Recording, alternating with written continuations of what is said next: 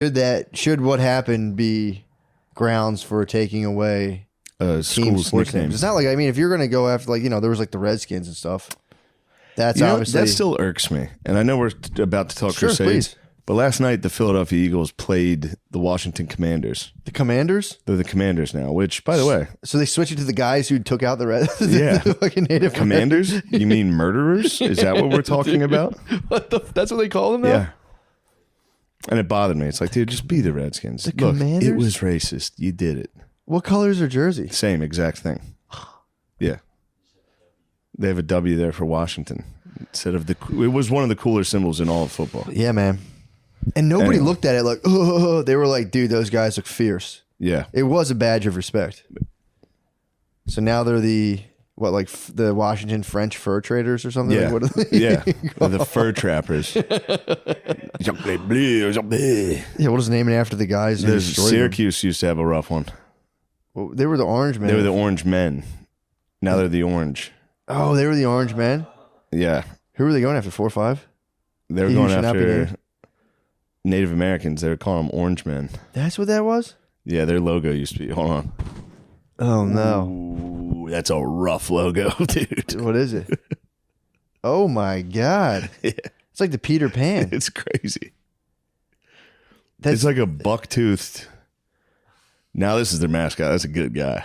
That's the Orange Man. That is Orange. Syracuse, look at him.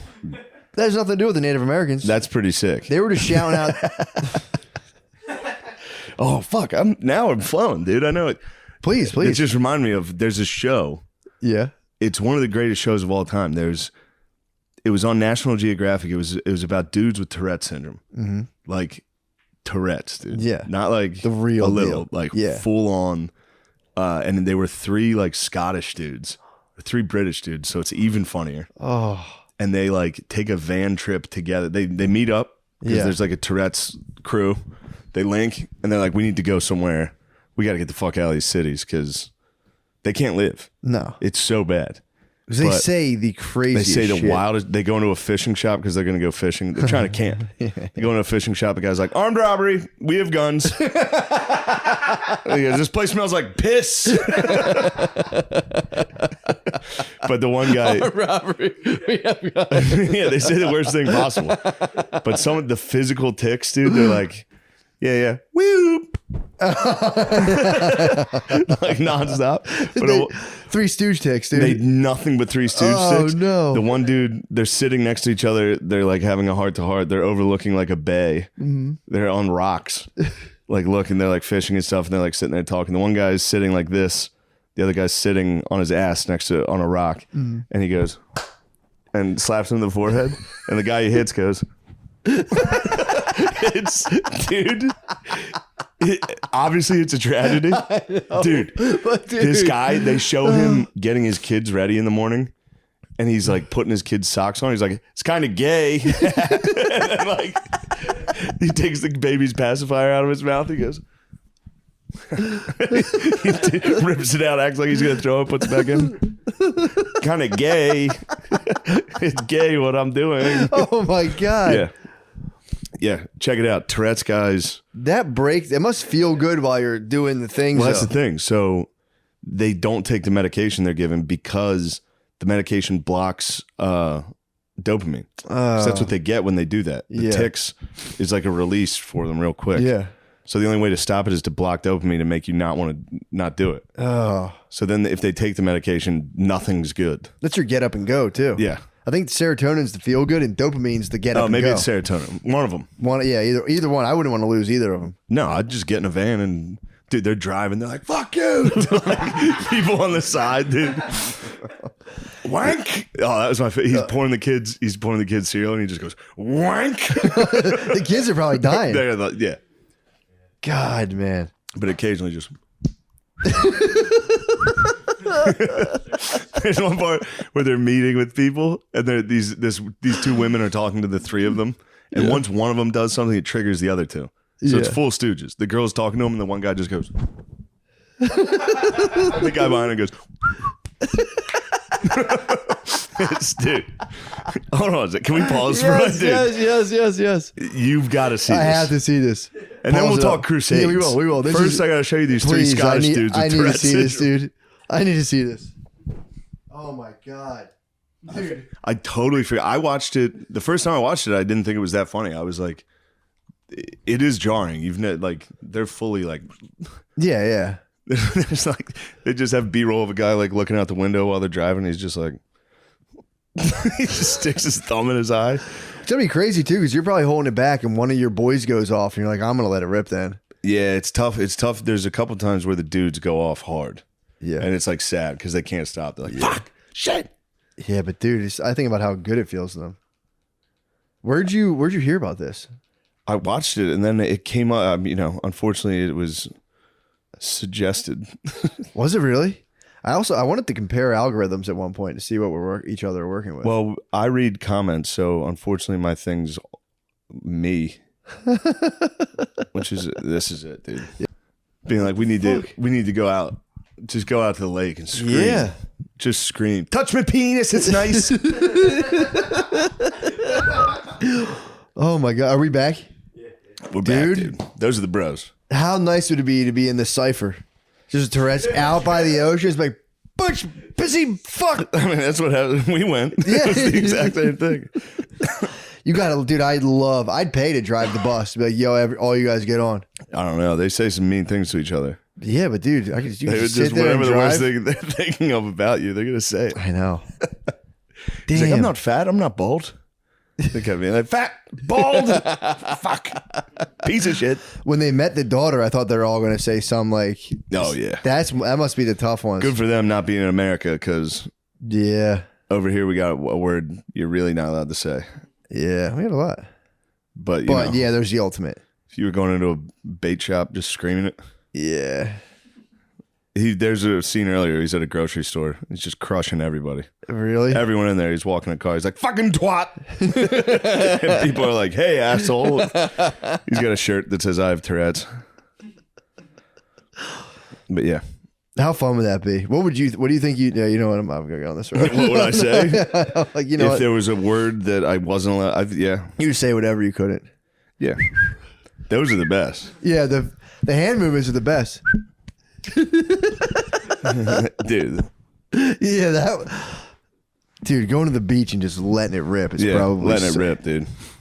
I'm always wondering though, because it's weird that that's a biological thing they're saying, but then it is more of like a social taboo kind of thing. Yeah. So it's like a biological issue, but it's also like the most like, what are the social taboos, and they can't help but scream them out. Yeah. That stuff's wild, man. Yeah, because then it's like, dude, I mean, I can answer it. I definitely have Tourette's. I have the underlying brain of a Tourette's person. Yeah. So I'm like, that's kind of nice to man. know everyone's rolling around like that, like fat bitch. I was thinking, dude, anytime I was in church as a kid, I was like, if I scream a word right now, my life will be over. Yeah, If I just scream it. yeah, you'd be done. Yeah. That's the start. That's probably the funnel, and then your body starts going, Do it. Do it. do the And thing. you just start going. God's fake. You're like, come on, man. Come on, man. God's sake. Rapist. Come out here, you rapist. Just waiting for the priest to walk down. Come out here, you rapist. Sorry, everybody. I love the devil. Oh my God. Touch my penis, it's nice. Dude.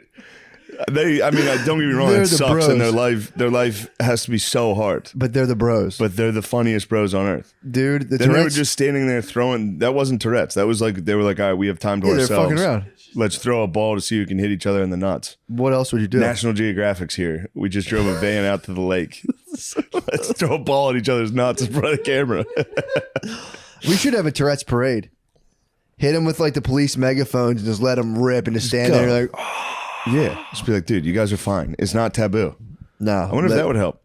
I think it would. Like, it's not taboo. Dude, if we had Nothing matters. Yeah, that's true. I wonder if it would help with the urge to say something bad if nothing was bad. It's like holding in a sneeze. If you're like, I bet you can't sneeze right now. Yeah. If we had the whole town watching, be like, I bet you won't. You won't do And it. just put them on the megaphone. Yeah. It'd be like, they might get stage fright and it might take them out of it. Then they'd get at home at night in bed being like, this is what I should have said. Think of all the shit they could have done. Fuck. Wank. Wank's a good one. Wank's funny.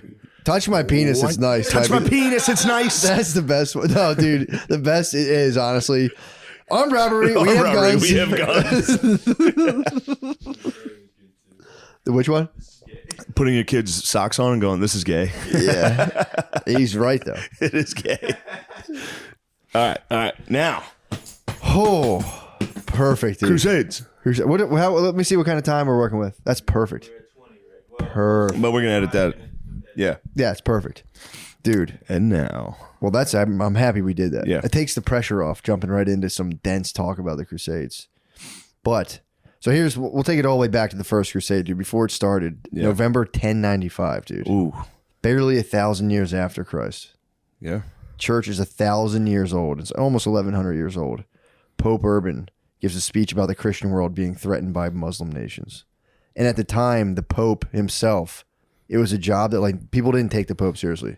The Pope was slipping.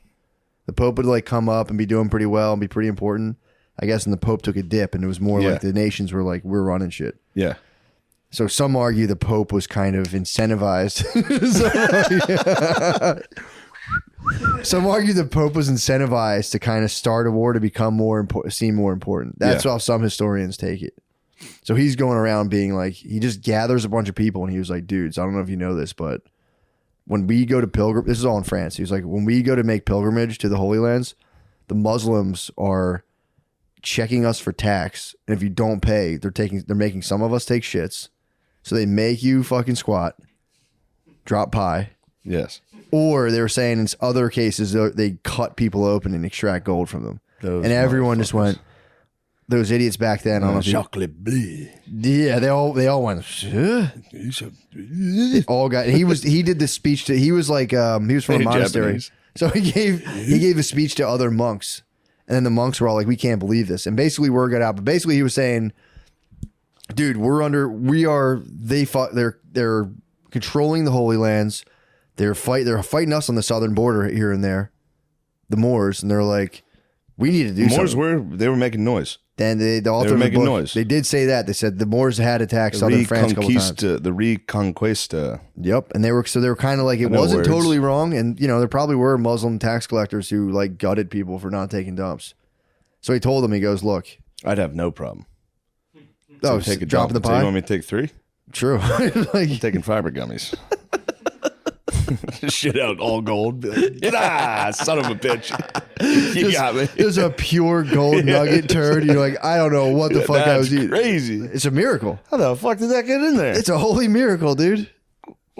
You guys can have that. Dude, shitting out all your gold. Shitting out gold sucks, dude. You hear the coins hit the ground while you're shitting. Oh.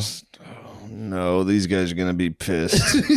These guys are going to cut my fucking hands off. They're going to cut my wife's belly open. Oh. Imagine your wife getting gutted by a Muslim man. Your wife getting gutted. That's the worst part of, history is being in love. Yeah. Because your wife is going to get her head cut off and raped in front of you. Yeah, I mean, that's history. There was a huge chance she died in childbirth. Which is probably pretty tight. Yeah, dude. The average bro had good part's done. Dude, the average bro had like 3 wives.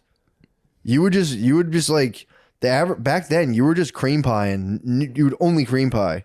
And then it was like your wife would die in childbirth and they'd be like, we got to get you another wife. Because you needed a wife. You couldn't not have it. Like it just was like integral to running your farm or whatever you're doing.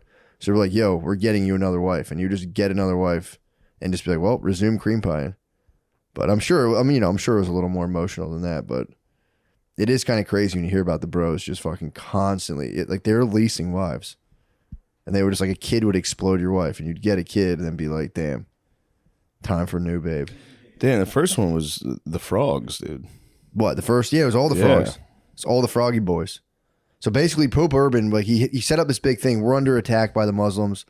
there's a direct affront to Christianity. He was like, so all he really said was like, just go down there and make pilgrimage. Yeah. Bring some weapons. And if guys go to check stuff, just fucking, you know, if you fuck them up, you fuck them up. We got to go down there and just basically let them know we're not going to stand by this. And like, we should probably control the Holy Land too.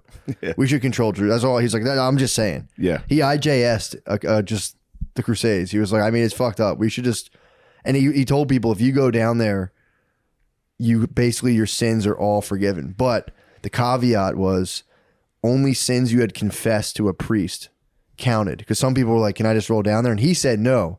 But then you would have like, so the word started to spread, and then you had guys like, I think Peter the Hermit started like going and making up versions of that. They were like, yo, no matter what, if you go down there, and fuck people up and die, you go to heaven. Peter the Hermit was the one who got the pores.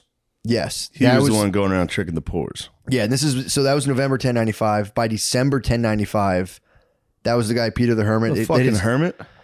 Yeah, dude. That was a guy who was famous for, he lived on wine and fish only and was like notoriously busted. The quote is utterly repellent looks. That's what he was known for. For having stanky breath and being utterly repellent through history. But a nasty orator. So fish and wine. Fish and wine, dude. Jesus Christ. Fish and wine, screaming and at people. Notably ugly in 1096. Yeah, dude. Holy 1095. Shit. You must have been horrendous. Dude. And then but between December 1095, May 1096, Peter the Hermit amassed 15,000 people. So he got that. He had the army of poors. He had followers. Yeah. So he got the army of poors, and he was like, this was the People's Crusade, they called it. Yes. So he just got a bunch of poor people from France and Germany, and these were the guys that like he just sent them down straight into Arabia, and they got butchered, like instantly died. Yeah. So he sent 15,000 poor Europeans. Yes. Just peasants. French. He got the French and Germans. He just got peasants. These were the guys who... What the fuck was he getting out of this? Glory. These guys... He probably felt pretty good giving the speeches. Then on the boat over, he was probably starting to be like, ooh. Yeah, we'll see later. He actually was a bit of a yellow belly. I hope these Seljuks aren't as tough as I've heard. Because me and my guys are not prepared. He was a bit of a yellow belly, as we see later. They also used to hit him with like the fucking, don't worry, dude, we don't even need armor.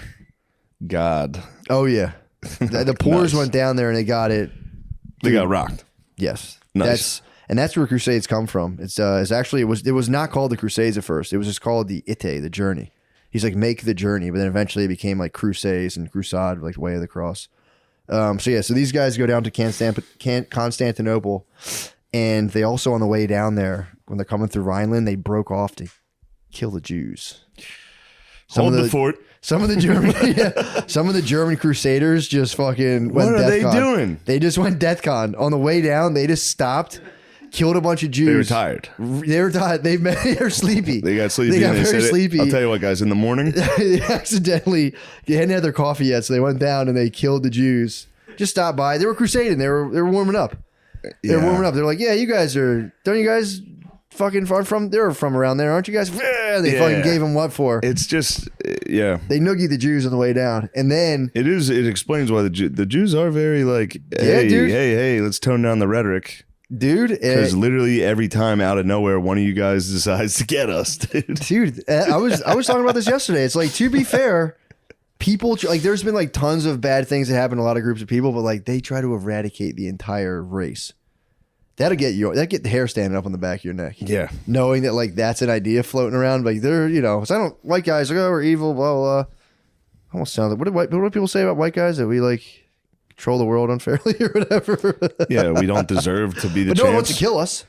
We don't deserve to be the best. Yeah, that's all people We just happen to, we lucked into being number one. Yes. But yeah, go ahead, read about history and what we did. Yeah. What it took. So yeah, that was unfortunate. So then, the People's Crusade, led by Peter the Hermit, tried to cross into Constantinople, and they didn't get anywhere near, and just all of them got butchered. Peter the Hermit, the yellow belly, survived and ran back, and you pretty much used that to start summoning more people. So during that whole period, there was real knights and soldiers, like upper crust of society, being like, yo, we're going to go down there. People wanted glory back then really badly. So there's a bunch of like noble born people and like the top cream of the, you know, upper crust of French society who were like, we're going to go down there and do the damn thing.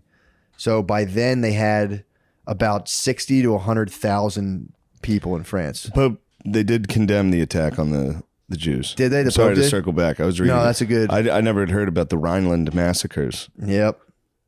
How many did they get? What was it? What were the numbers? 2,000 estimated. 2,000 Jews. Really? That seems high. No, I've never heard of this, but that seems high. Do we have any photographic evidence It's of like that? one drawing, and there's only like 6 guys in the drawing. So I'm gonna go ahead. This is the first time I'm hearing about it. I'm gonna call bullshit. I've done a little bit of research. Nah, I don't think so. that doesn't sound like something we would do. So yeah, so they get the upper crust, the real knights and soldiers. They get 60 to 100K people. Basically 7,000 to 10,000 were fully mounted knights on the minute. Sick. On the ponies. On the tiny horses. To 10, yep, on tiny horses. 35K to 50K were infantry, and the remaining bunch were just women and children. Bring down the kids. WC. You're gonna have to bring the women and The children. rest were just for fun. If I was going on crusade, I would. You know who I would want nagging the entire trip? I'd like wife and kids. You needed them. Also, though, to be fair, if you left them, they were dead. they were dying. Yeah. Yes, you had to bring them into battle, and you know, the night gets lonely, dude. Night gets lonely. Yeah, you're gonna want some kids. So these dudes would like, this is still like, you know, feudal times. So like you would be like living on a fiefdom, and the knight would be like, yo, I'm crusading. That means if I ride, we all ride. Yeah, we're all going. So they all had like a posse that had to go to the crusades with them every single time. This guy opening your wooden hut door, oh, your dude, hovel, being like, "Get up." I hope today's not too hard. He's like, where are we going? We're walking to the Holy We're Lands. gonna have to walk to. It's like, where's that? Like, I don't know. I have no clue. There's no maps. For what? Like they were making people shit on the border of some fucking, I don't know, man. Come on, stop fucking asking questions. Yeah, put down the mud you're eating. Get up. Yeah, and the knights, they wore a thick chainmail armor. That was a big thing here. Like you were Perfect saying, for the desert. dude, the Seljuk Turks were light armor, moving quickly. Yeah. These knights were built for just like slow, Yeah. just thick, heavy warfare. So they had big metal helmets, big metal shields, double-sided long swords, about 2 feet. Yeah. These swords about 2 feet, which, by the way, they weren't really sharp. The long swords are more of a bludgeoning tool. Yeah. So I didn't know that. They would just crack you with this fucking thing. Yeah. I mean, they could probably stab you at the front of it. And then they had, you know, swords, longbows, all that stuff. Rudimentary crossbows back then, too. Longbows are pretty tight. They're nasty. 300 yards. Don't 300 even start yards, on the bro. British longbows. Dude. 300 yards those things are going back in 1095. The British are very proud of the longbows. Did they start them? Which is the gay, of course, the British are the longbows. We stand back here and we fire upon you. Dude, 300 yards. You'll listen to us now. God damn it. These. You know, I always thought that those like leather caps they all used to wear are about as gay as it gets. Yeah. I liked a lot of the cool outfits, but the little leather. You ever see a longbowman? When they did they wear like old motorcycle helmets? Longbowmen look like sissies, dude. What are they rocking? Let me see. So now I'm curious. I'm imagining like a leather skull cap with like a belt buckle hanging down over Crusader your ones ears. look pretty sick. Let me see. But these. no, they're Robin Hood types. Like tights. Oh yeah, it's kind of sick though. I mean, you're just throwing in Robin Hood in there, so I'm being like, yeah, that guy kind of ruled. Actually, I am starting to like these. So these dudes, they would show up in fucking yoga pants and just launch bows and arrows at you. They'd get Lululemons. dude. Yeah. How fucking funny was that? These hats. They'll go like the guy in the yellow. That fucking. Yeah, that's. I hate these dudes. God, I wore hate like those dudes. they wore like knapsacks on their heads and just launched bows and arrows.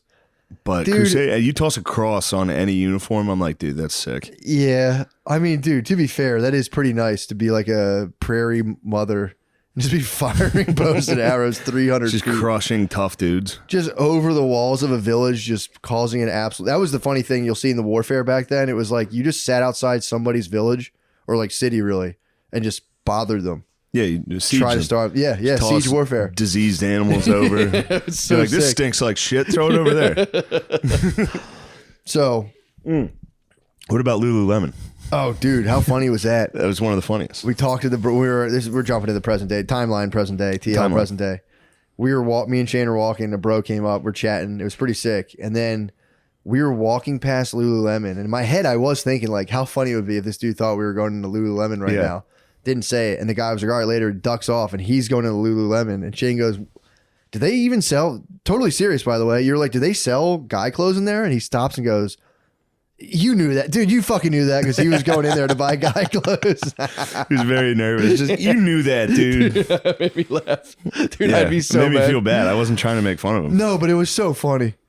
You're like, holy shit, they sell guy clothes in there? And he goes, did you fucking do that, you dude? You knew that, dude. You busted my chops. Come on, man. Don't make fun of me. Oh man, that was making me laugh. So, sorry, I am paying attention. I'm just looking. I'm looking things up. Please, with you. keep researching, dude. So so here's the thing with the First Crusade. None of the European kings entered the First Crusade, so the forces were all kind of split and unorganized. So there was all these factions of knights where you'd have like these high upper crust, like knightly caste, like Lannister type guys who were like vying for total. There was like 5 or 6 guys who thought that they should have been like crowned the like, you know, reigning supreme over the entire First Crusade. Yeah. But there was no real process for it other than like enough people thinking you were sick and like declaring the fact that you were. So we're talking Raymond of Toulouse. Yep. Toulouse. Yep. Adhemar of Lepé. Bohemia. Godfrey of Bouillon. Yes, dude. Baldwin of Boulogne. Yep. Hugh of Vermande. Stephen of Blois. Stephen rules, dude. Stephen of Blois. That was Robert's brother-in-law, Stephen. Robert of Flanders. Robert Curtis. Dude, so here's Pete the Hermit. Here's the here's another thing too people don't realize is a lot of people say these guys were opportunistic, like they were just going there just for their own themselves. To loot. Here's the thing, dude. For booty. So yeah, there was dudes who were seeking military glory and had their sights set on basically like setting up like new towns and cities. They would be kings, but they could never be a king really, but they could be the king of like some other place. But there was other guys too. They have like records of people selling like all of their property. They had like knight type dudes who would sell their entire family fortune to go over there. Yeah. So it wasn't just people like. Yeah, there are dudes that bought in. There was a lot of them that do it, and there was also the fact that like if you didn't go, you looked like a fucking pussy. So like if everyone else went, if you were like all knights and it was like why aren't we going? It's when like, everyone goes, how do you not just take everyone's shit? Yeah, but like, all right, my army's gonna stay. Now we're gonna take everything. But then it would be like, dude, you'd be a crime against your own country, man. And like it's like the whole honor thing. They'd be like, so you coward, backstabber. So they would get back and like they would burn your whole family alive. Oh yeah, there's always the threat of that. Yeah, while they were out avenging. That was a good deterrent. Yeah, dude. While they were out avenging God. Yeah. You stole all of their shit, and then you're getting tarred and feathered. Your family's getting raped and killed. Damn it. Yeah. So here's the main characters according to this book. The main characters of the First Crusade with a little something about them. Count Raymond of Toulouse. He was a 50-year-old war veteran from southern France who had experienced fighting the Moors in the southern front. He was also rumored to have his eye ripped out by his face by a Muslim on the border of a holy city on pilgrimage. Well, that'll fucking piss you off. Yep, and he said he kept it all the way back as a reminder to show people being like, fuck those guys. So he was pissed off. So he had his never forget. Bohemond of Taranto, he was a 40-year-old Italian Norman. And he grew up while his father, Robert the Wily, was conquering Italy. So I don't really know who the Norman are, but whatever. I just imagine them as like the whiter Italians. I think so. Gardine, you might be a Norman. So this guy, Bohemond, he was basically just grew up in an ongoing military conquest. And it says I think his dad was doing, he was fighting the Greeks, and he was fighting the Greeks in oh no. Tell you what, this is why I was always confused, because Norman, you would think Normandy in France. Which is northern France. The Normans were a population arising in the medieval Duchy of Normandy from the intermingling between Norse Viking settlers and indigenous West Franks and Gallo-Romans. The term is also used to denote emigrants from the duchy who conquered other territories such as England and Sicily. So he was just from Sicily. Okay. But Normandy's borders the channel between England and... Is that what it is? So yeah, like D-Day. So this guy might have been a Viking. He might have been just a regular... Could have been a Wop or a Viking. Yeah. That's kind of... Got you. But if you said he was a Italian Norman, he was Sicilian. That's probably what it was. So he grew up while his dad was just like devastating parts of Italy. Came of age. He like just was doing, that was like his work, going to work with his dad. Yeah. Grows up and then he fights the Greeks in a 4-year Balkan campaign. He was rumored to be tall as fuck and jacked. And they were like, he knows a lot about, everyone was like, yeah, this dude's like legit. But he also, for some reason, didn't have any money, which was weird. So he was like seeking riches. He had like military experience, but he just like didn't have any dough. And he was joined by his cousin Tancred of Hauteville, Duke of Lower Lorraine. I like it. So Tancred was his boy, and Tancred apparently was very. These two dudes had their eyes on the prize politically. Yeah, these guys were like, we want to take different other stuff or take like territory. Then there was Godfrey of Bouillon, dude, beast, enemy of the Pope. It was in hot water. He ruined church property. Yeah, what's he doing? I don't know. He had beef with the Pope. The Pope was not well liked at this point. Pope was a bitch, dude. He was rubbing up against like the elites, and they were like, dude, fuck off. And that's why they think the Pope this was like basically a power play. Yeah, from. This is from Alexios in Constantinople. What do you mean? Constantinople. Oh, Alexios is that what it's from? Alexios, well, the reason, quick research. Yeah. That is important. The reason the Pope was doing that is because the Byzantine Empire was fighting with the Muslims. So the Byzantine Empire, which is like modern day Turkey ish. They reached out. The fucking Constantinople was, the Muslims were over there. Yeah. They were doing battle with them, and they were like, Christian brothers, we need help. Send some people. And the Pope was like, Muslims are pieces of shit. And that was part of it. They go and they have to help him. Yeah. And that was the big beef, because they wanted to go take the holy cities, and a lot of the Crusades was just them helping like strategic cities of Constantinople. Dang, dude. Yeah. Dang. Because it's the Eastern Roman Empire. Yeah. Yeah. And he had his whole sight set on retaking all this. That's the whole first crusade was them taking back cities for the for the bros to the east. So Godfrey, he was also jacked and tall, and apparently the area he lorded over was like notoriously unruly, and so like it just sucked. Like he got a bad land to take care of, and it was just like you're a constant threat of being cooed. Yeah. So he was kind of like, people assume he wanted to crusade so he could get a new fiefdom in the east. He was kind of like, this kind of sucks, I want to get out of here. Yeah. So his brother, Baldwin of Bouillon, was also a power-hungry bro. So he went with him. So that was the southern faction of France. And then there was the northern Frenchman. There was Robert, Duke of Normandy. His brother was the King of England. And then he was joined by Stephen, his brother-in-law. It's not Lionheart right now, is it? Who's the King of England? No, Lionheart I think was Second Crusade. I forget the name of the guy, the King of England. It was like, I don't remember. But then his cousin, Robert II, Count of Flanders, came too. Richard was. Yeah, he wasn't yet. He was 100 years later. Yeah, that was the second one, right? Yeah. Apparently, the Lionheart was the fucking man. Richard Lionheart, dude. How sick is that name, dude? So I'm sorry, I'm cutting you off. No, please. I actually like the whatchamacallits, the different researches. It actually helps. So a full year passes, dude. A full year passes, and then all these dudes, like the 7 Knights and all their forces. I'm sorry to cut you off again. Go ahead. I'm looking at Richard Lionheart's Wikipedia, and it says early life, blah, blah, blah. Next thing is King and Crusader. So I clicked it. First thing, coronation and anti-Jewish violence. Hold the fort. No, not again. God damn it. Lionheart? Yeah. They think he was Richard the Lionheart was gay. He said, "I'll be behind the couch." What? Richard the First was officially invested as Duke of Normandy on July 20th, 1189, and crowned king in Westminster Abbey on September 3rd, 1189.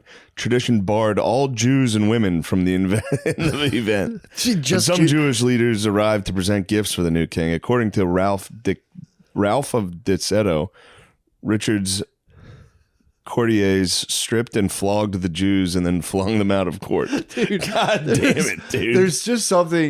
There's nothing funny about denying access to Jews or denying access to women, but when you pair them together, it's very funny for some reason. Yeah. It's like, no Jews or women. It's like, why? Why the fuck? Then a rumor spread that Richard had ordered all the Jews to be killed. Oh, no. You know how that rumor kicks up? Yeah. And the people of London attacked the Jewish population. Jeez, man.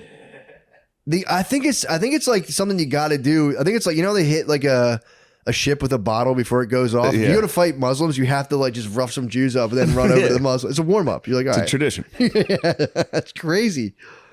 Dude, that's fucking nuts. Yeah. What the fuck? That's so fucking bizarre. But there's no like, they never mention it. They're like, oh yeah, and then like right during that time, they like just fucked the Jews up, and then they went and did the Crusades too. Yeah. But also, it's probably just part of that. Like, yeah, you're fucking kind of like those guys. What the fuck they doing? Tell us. Once the Pope starts like, yeah, you're either Christian or we kill you. Yeah, that's what we got to go over there and do. They're like, hey, true. You know these guys with the land that live next to us? Yeah. We can go take all their stuff. Yeah, they're probably kind of crushing on the Jews for. It's the green light. But I also think the Jews weren't doing great. No, back then I thought European Jews, I think, were not doing that great back then. Well, there's that whole thing of like I don't know when in medieval times they said they were like barred from doing certain jobs and they only let them do money stuff. So they'd be like, you guys can loan money and be like the money changers. Yeah. And then they were saying like these like dukes and lords would be like, if they wanted to gain favor, they could be like, you know who's fucking you guys over?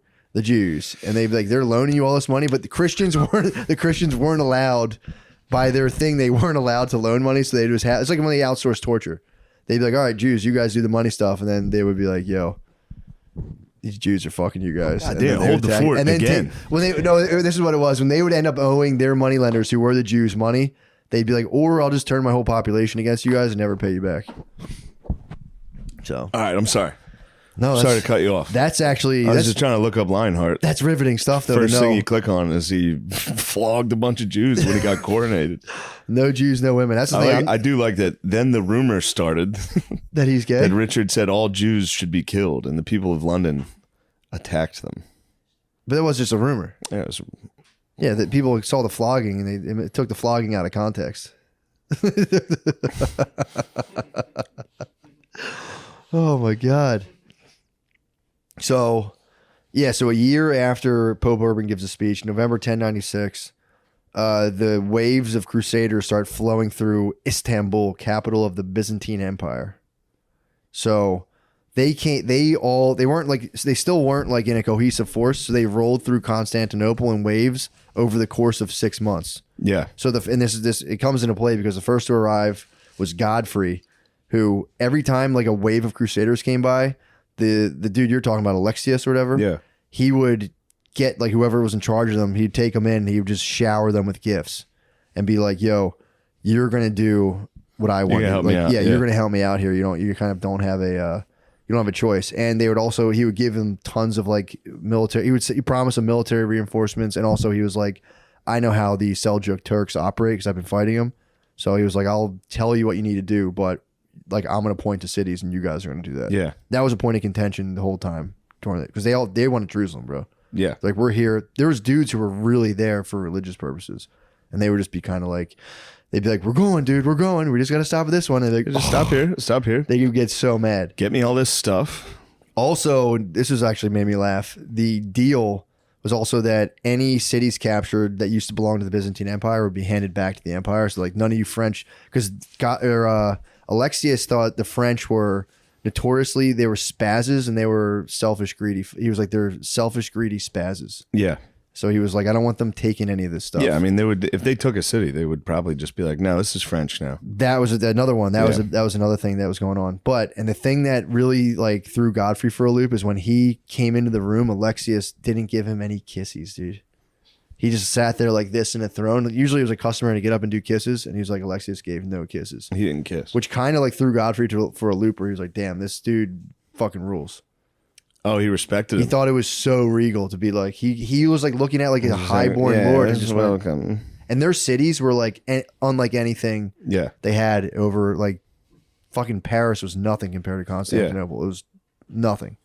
Like the walls they had around these cities were just fucking nuts. Yeah, you got goddamn Seljuks outside throwing rocks. True. And shit at they had a reason for them. Yeah. I mean, I wonder if they probably had some people. Do you think they had any people back then that were against them? The walls? They were like, tear down the wall. Tear down these walls. Borders are bad. It's like we left the door open one night and 10 people got fucking skinned alive, dude. No, we got to get walls. So over the course of 6 months, every single knight basically accepted the same terms. They would just get showered in gifts. I'm like, yeah, well, like any city is yours. Like, they'd be like, they also wanted to be under his banner because they were like, this dude rules. They saw a city. They had like tons of like cool relics and shit. And they were like, dude, like that was a big, relics were a huge deal.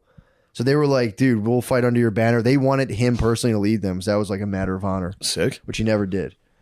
But the Count Raymore of Toulouse. He wasn't getting up, dude.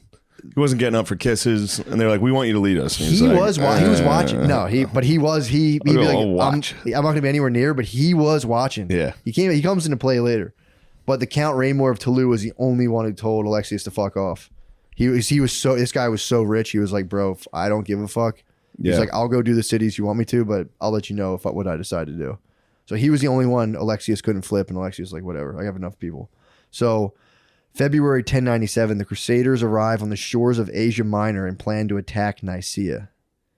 And this is what happened. This is why the People's Crusade actually was good, because when they all went down there, so the Sultan of the region that the second wave of Crusaders came into was named Khalij Aslan, and he was the one in charge of that area that had to smash all the poor guys who walked in there.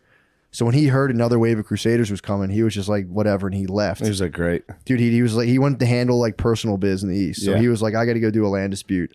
If these guys come, just fuck them up. Just kill them again. He's like, I'll be back. But him and all of his boys left, so they got to cross the Bosphorus, which I don't even know what that is, but that was an area, I guess, between That might be Turkey. Is that what that, yeah, maybe. But they got to set up a beachhead. So that was a big deal. They got to set up a good strategic position, completely uncontested, all because those poor idiots led by Peter the Hermit went and died. So that didn't all count to nothing. The Bosphorus is where you cross to get from.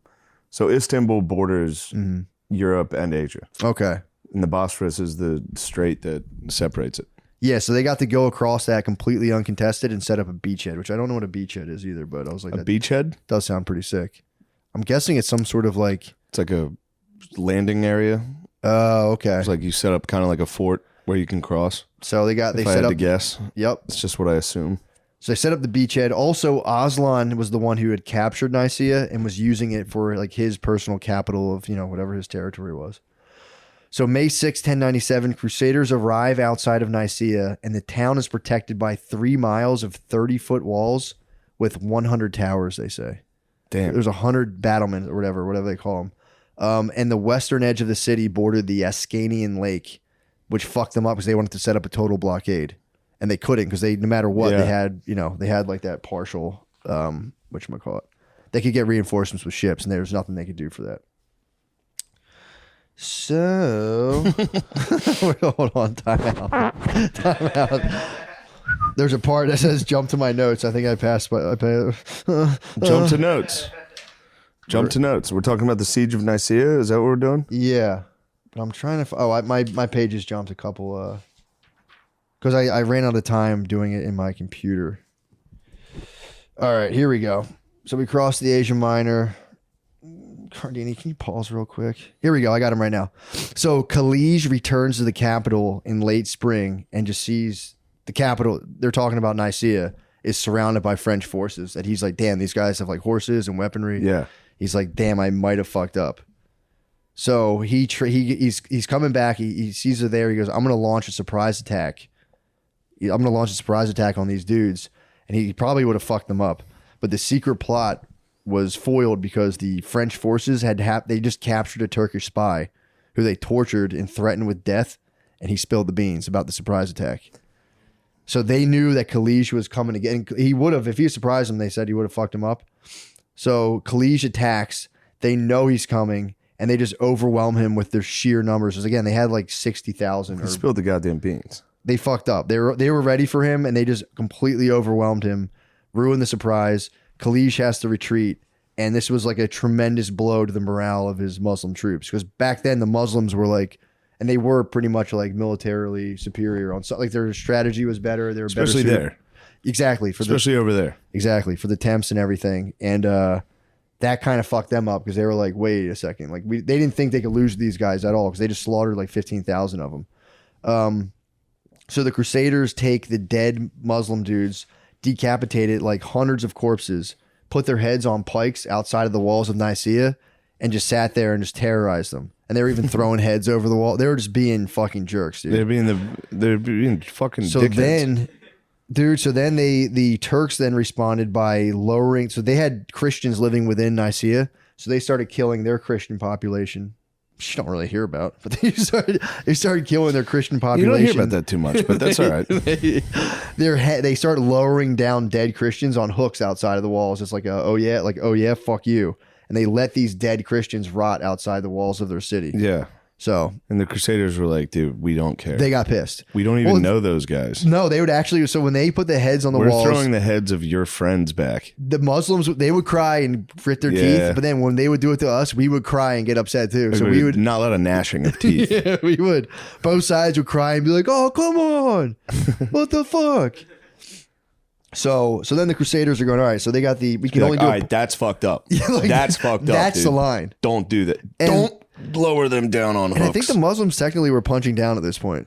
They were punching down. Because technologically they're superior. So they were still punching down, which the Christians were like, that's not funny. That's not funny. We're allowed to do it. Yeah. Because it's punching up.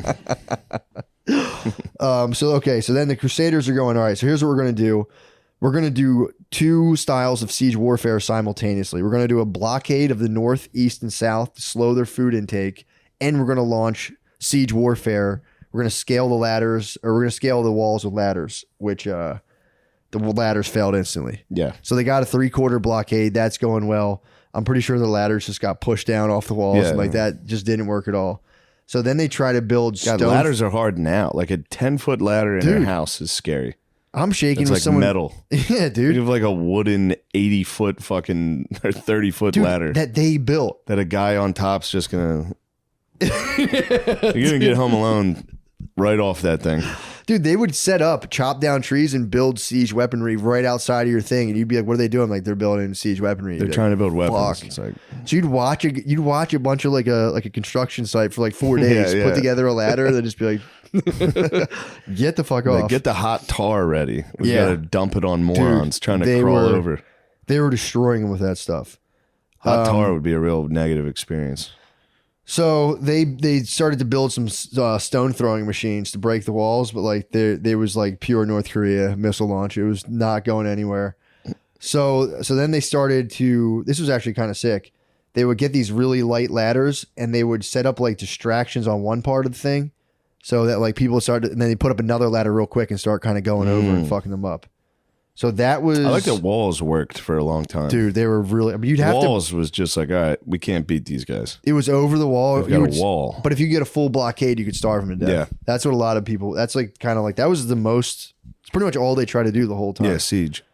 So they're doing that. You know, they're trying to like sneak in and do all that. It was like they were kind of making some headway, but not really. And a lot of the times, the dudes who were like launching these like ladder attacks, like you were saying, it was you were getting. Oh no, that's what they were doing. They started trying to go. So they had the ladders to go up and create a distraction, and then they'd run in and try to like sneak in and kind of disturb parts of the wall by hand. And meanwhile, they were getting their arrows at them, rocks dropped on them, and boiling oil to like just try to like dent the land or dent the whatchamacallit, the walls and fuck them up. And the whole time they would put like these wooden timber shields over them. So that was the thing they were doing. I'm sorry. They would have one guy putting a ladder up to distract, and then they had this big wooden thing they'd kind of like sneak in under and try to like fuck the wall up, and they would just be dropping rocks and boiling oil on you. So the one they built was called the Fox. That was the one that kind of blocked the oil. So like if we have this wooden thing, it'll just kind of like go off the thing. So they 20 dudes were under it, and it collapsed on them and crushed them. So that was the northern guys, and the southern French guys made a sturdier, like big wooden shield, and they actually started a siege mine where that you start to dig underneath the walls. So like, fuck it, we'll go under the walls. If we can't go over, if we can't break the walls, we'll do a siege mine. And what they would do is that you would dig a hole and then light a fire because you wanted to like find their like underpinnings and burn them out, and then see like if you could get a bunch of earth out from under the walls would part of the walls would crumble. So they go in on June 1st, 1097. They set up their siege mine. They burn their wood, and a section of like the wall actually collapsed in the bottom. They got like a little bit of an opening. The Turks fixed it in one day, bro. Son of a bitch. No further progress was made. Damn it. No further progress was made. So then the Crusaders chilled for 2 weeks, just being like, I don't know, what do you want to do? But dude, Alexius had been sitting there chilling in the Ascian Lake. No one knew he was there. Small Navy fleet there, just waiting. He was to the west of the city. He'd been kind of watching, observing the siege, kind of like, all right, not too bad. He also sent his top eunuch general, Tacitus, who also had his nose sliced off and wore a golden replica. So he had a eunuch with no nose, no dong, who he was like, you go down there and advise the troops and like kind of help these guys. Damn. I'm going to chill up here. And then Alexius. So he had a complete freak show. He had a they. Dude, he had a full fucking they. He had a complete they. He had an absolute creature, dude. One of the OG theys. Yep. He had an Like, sir, what do we do? Actually. Tacitus. So he sends Tacitus down, but these guys would see him and be like, fuck this dude. He was mythical. That guy's awesome. Mythical. So then June 18th, Alexius dispatched a secret flotilla, which is a sick word, of of ships to cut Nicaea off. So he completed the blockade. So now they can actually do the now they're going to start getting hungry. Yep. So then as the city gets kind of fully constricted, the Franks launched another land attack on the Turks, and the Turks were like, we give up. They put up the ladders again. Uncle. Yeah. So then the emperor, Alexius comes, meets with the French knights, and decides that Antioch is the next target. And he also goes, you guys can keep Tacitus and a small force of Byzantine troops. So Nicaea fell. They took Nicaea in, a few months. And he also kind of like, he sent the Tacitus and his bros nice. And he was like, that's when he started telling them like, dude, this is how you're going to have to cross now like a large strip of desert to go to Antioch. He's like, you're going to have to cross like some pretty brutal terrain. Here's how you do it. And like, here's what you do. So that's the start of crossing the Asia Minor. So these guys are all like nice. They're pumped on themselves. So they're still wrestling with a lack of centralized leadership because they're all trying to vie for like who's the top guy, and nobody really got the total glory because none of the Frenchmen were really successful. Southern French were kind of like high on their hog. The Northern guys were like, they stink this whole time. Yeah. They don't do anything. So the French guys are kind of like, this is nice, but really it was Alexius who came and turned the tides of the war. So that's kind of the big deal right now. It's like, how can we stay as one unified force? And also crossing Asia Minor, they were trying to figure out, they're like, if we stay in one cohesive force, it'll take us forever to cross. Cause I guess it was a kind of like a narrow, there's parts of the roads that were kind of narrow. So they were like, either we're going to split into a bunch of little forces and move quickly, or stay in one big blob of people, which will take too long. So then they decided like, let's just split north and south, half and half. Yeah. That way we're still pretty strong, but we're a little lighter on the feet and we can move. So Khalij Aslan, so they split up. They're like, all right, let's start walking crossing the Asia Minor. The defeated Khalij amasses an army and he laid in wait for it. Like, he's like, I'm going to fuck these guys up when I see them. Because they retreated back and they kind of like hung back there. So the first guys to come were the Northerners, and they did that Seljuk Turk warfare where they would encircle. Just ride around. Yep. Shoot bows and arrows. That's on what your they horses. did. Dude, so they circled the Crusaders, and the Crusaders have no fucking clue what's going on. So some of them start to break rank and flee. But I guess Bohemond was with them as well. He was from the southern thing. So Bohemond and Robert somehow got all of their forces to hold their ground in the middle of the siege. They were like, dude, stand your ground. And they just just set up like a little makeshift defensive camp. So they're just getting pelted with arrows for hours, getting pelted. And they also, the only thing they did to boost morale, they did a whisper down the lane and they went, stand together, brothers in Christ. And they all just did they said, stand fast together, trusting in Christ and the victory of the Holy Cross. Today, may we all gain much booty. That was the thing. That was the thing. They went, may all gain much booty. At the end, it was like, Baldwin's mom's a slut. So then they have this like makeshift kind of defensive camp. The Turks break the ranks and just start fucking going through, killing men, women, and children.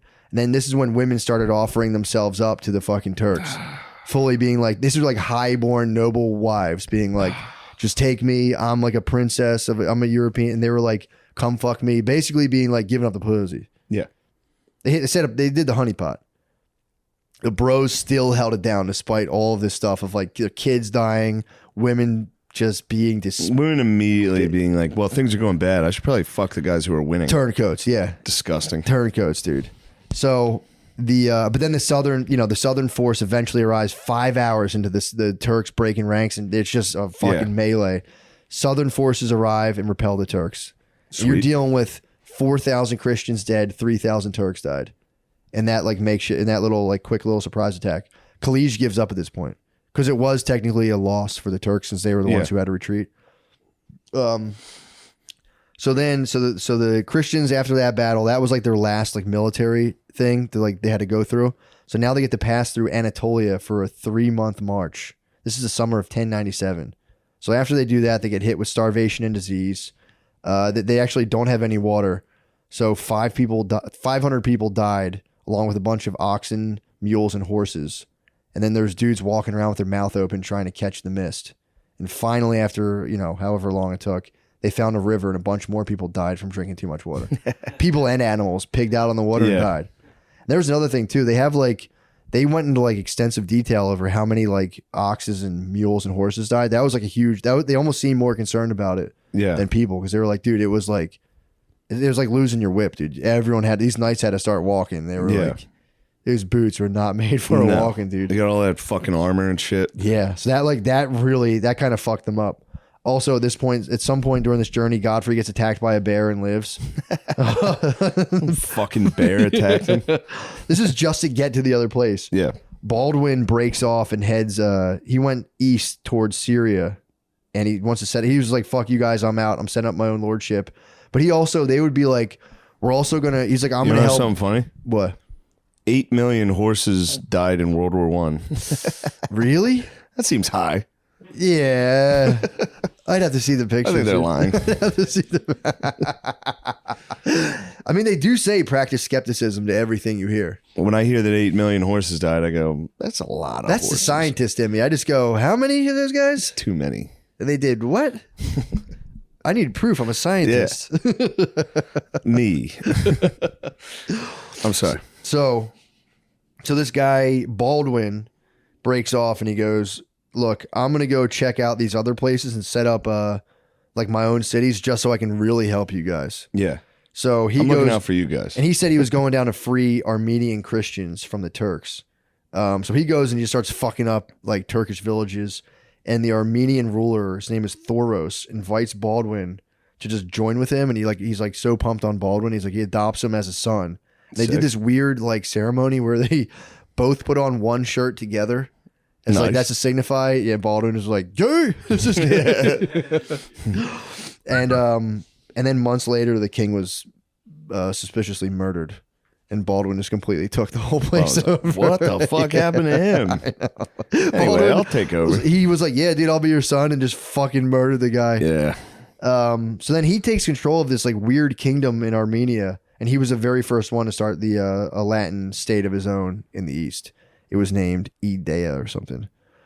So autumn 1097, the armies of the Crusades regroup in Syria.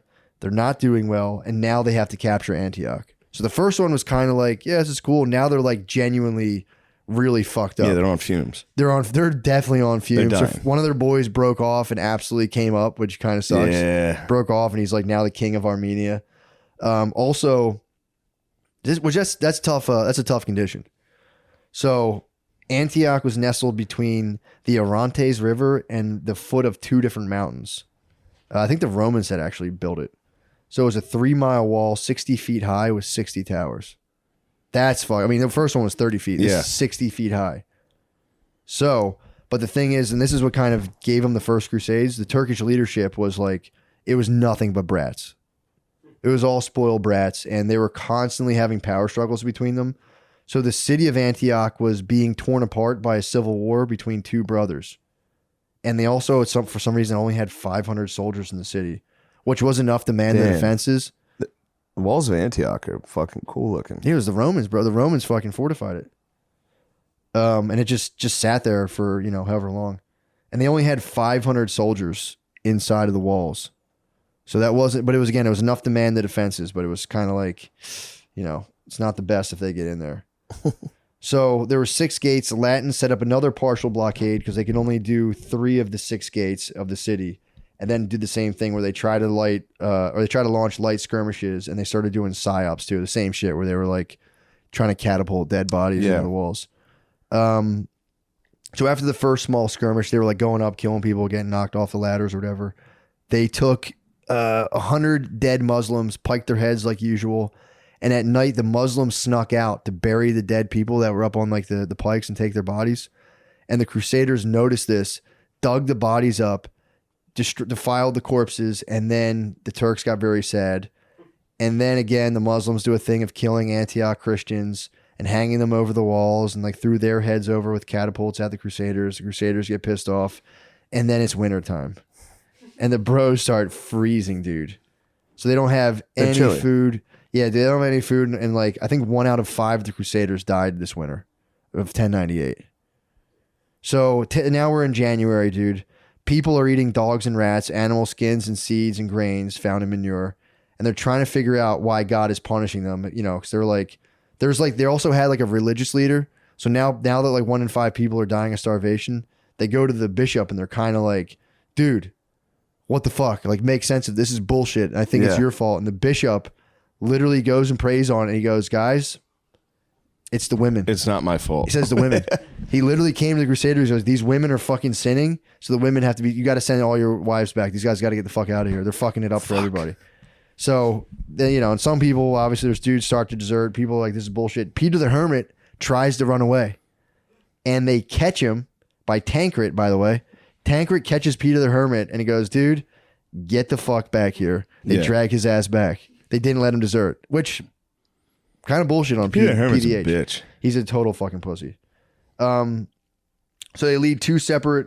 Oh no, actually, so yeah, the 2 Muslim forces attack them as well during the winter, but the Muslims are repelled. So that kind of rolls. Spring 1098, food and resources arrive. I think the British actually sent them. So so they send English ships with like weapons and all kinds of materials so they can build proper siege weapons. April 1098, the city is. Okay, so the city they cut even more doors off. They cut more gates off to the city, and they also had some more like support come, and eventually, but then so they're like, all right, we're gonna go pretty good.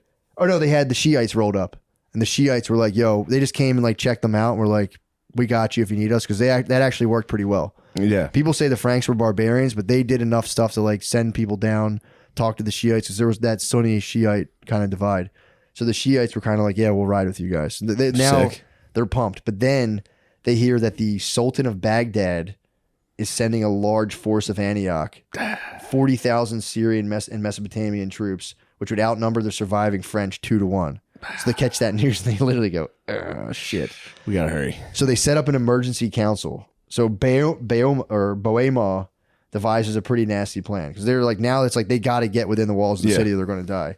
So he tells the council of all the other noblemen, he goes, look, what if one of us devises a plan to actually get into the city and like takes it over, could we just say that it's that person's city? Keepsies. Yeah, it was Keepsies. Yeah. He calls Keepsies. He's like, whoever does it.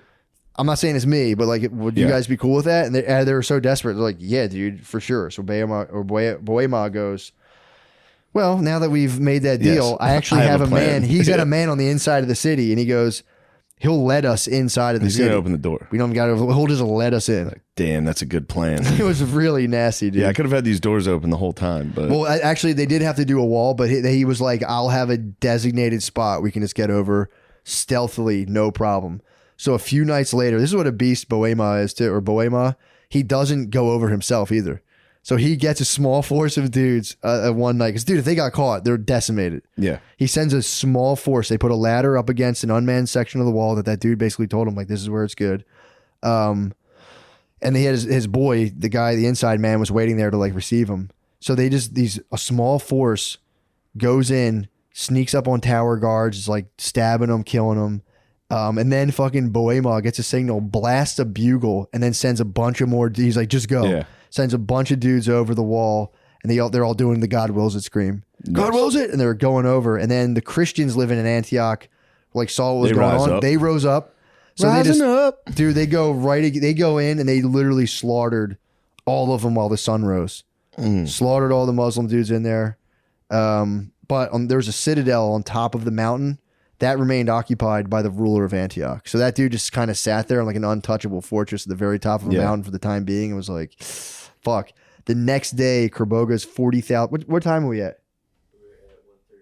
We'll pause. We'll do part two. No, what happens? You want to know? Yeah. Sick. The next day, Kerboga's 40,000 troops. That next day, 40,000 bros roll up and they surround the city. So now they were hoping the Byzantine Empire would come and save them. But there was a deserter from the French army. When shit got really bad, there were a lot of people deserting. He ran into Alexius and was like, yo, we're fucked. They're all going to die. Don't even waste your time over there. So Alexius abandoned them. And having no idea the fortunes changed like overnight real quick. So this is June 10th, 1098. Kerboga, whatever his name is, Kerboga pours in with all of his forces. And he's doing wave after wave for 4 days as Bohemond resists at the eastern walls. And again, more people are starting to desert. But then Bohemond barricades the gates and he's like, you guys, we're killing anyone who tries to leave. Yeah. Fuck this. June 14th, Kerboga circles the camp and he's really starving them out, and it works really well. So the Crusaders start eating leather straps and like all kinds of weird weeds and shrubs. More people are dying. Morale's at like an all-time fucking low. Yeah. So then that night, a small group of French people led by a peasant visionary, Peter Bartholomew. This is kind of like a Peter the Hermit type. He claimed that a ghost of St. Andrew revealed to him that the spear that pierced Jesus' side was buried in St. Peter's Basilica. So then that day he convinced a bunch of people to go dig in this basilica for hours. And they finally found a small shard of metal that they were like, this has got to be it. We found it. Like, we got it. So then Raymur of Toulouse, he was the guy who was like the head noble on this mission. So he bent down and kissed it. And this was kind of like his thing now, because he was like, I'm the nobleman. My mystic guy was the one who found it. So his stock starts rising big time. Because like, I have the thing that stabbed Jesus. Yeah. So it's really, the story of this is actually, I'll end with the story of this. This is very funny. So the troops get kind of electrified. They're showing this relic they found. They're like, okay, we're going to turn this around. The girls left. The bishop was right. This fucking rules. But also they didn't do anything right away. So they wait 2 weeks. Then the French forces are going like, dude, we're definitely going to die in here. We need to launch just a suicide mission on Kerboga and all of his forces. Like, maybe we can kind of fuck him up and then ask for terms. Basically what they did in that World War I movie. He's like, if we just go nuts, maybe he'll be like, all right. Like, honorable surrender. So I think though they first send out terms. Kerboga goes, no, like, I'm going to kill you. You guys are dead. So June 28th, the Crusaders are like, fuck, man, fuck. It's like, we got to get out of here and we got to do a death march and attack those guys and just go out like men. So Kerboga's kind of camp. He has a perimeter surrounding the city, starving them. He has all of his forces drawn back. And Kerboga hears it, like, they open the gates and they're going mad dog. And he could have sent all of his forces in and crushed them instantaneously.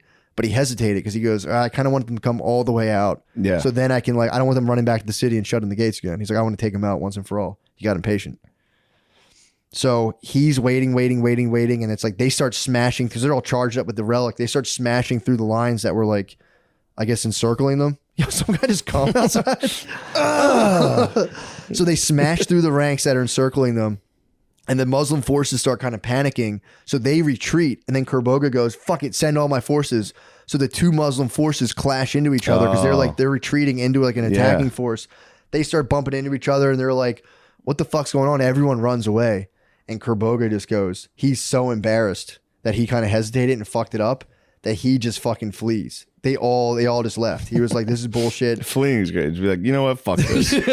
Fuck, I fucked up, dude. Let's get the fuck out of here. So yeah, he left in shame, dude. He retreated. The Crusaders went, and then they went and took the Citadel. So now they're like, all right, cool. We have time. They climbed that mountain. They got that guy out there and like cut his head off, whatever.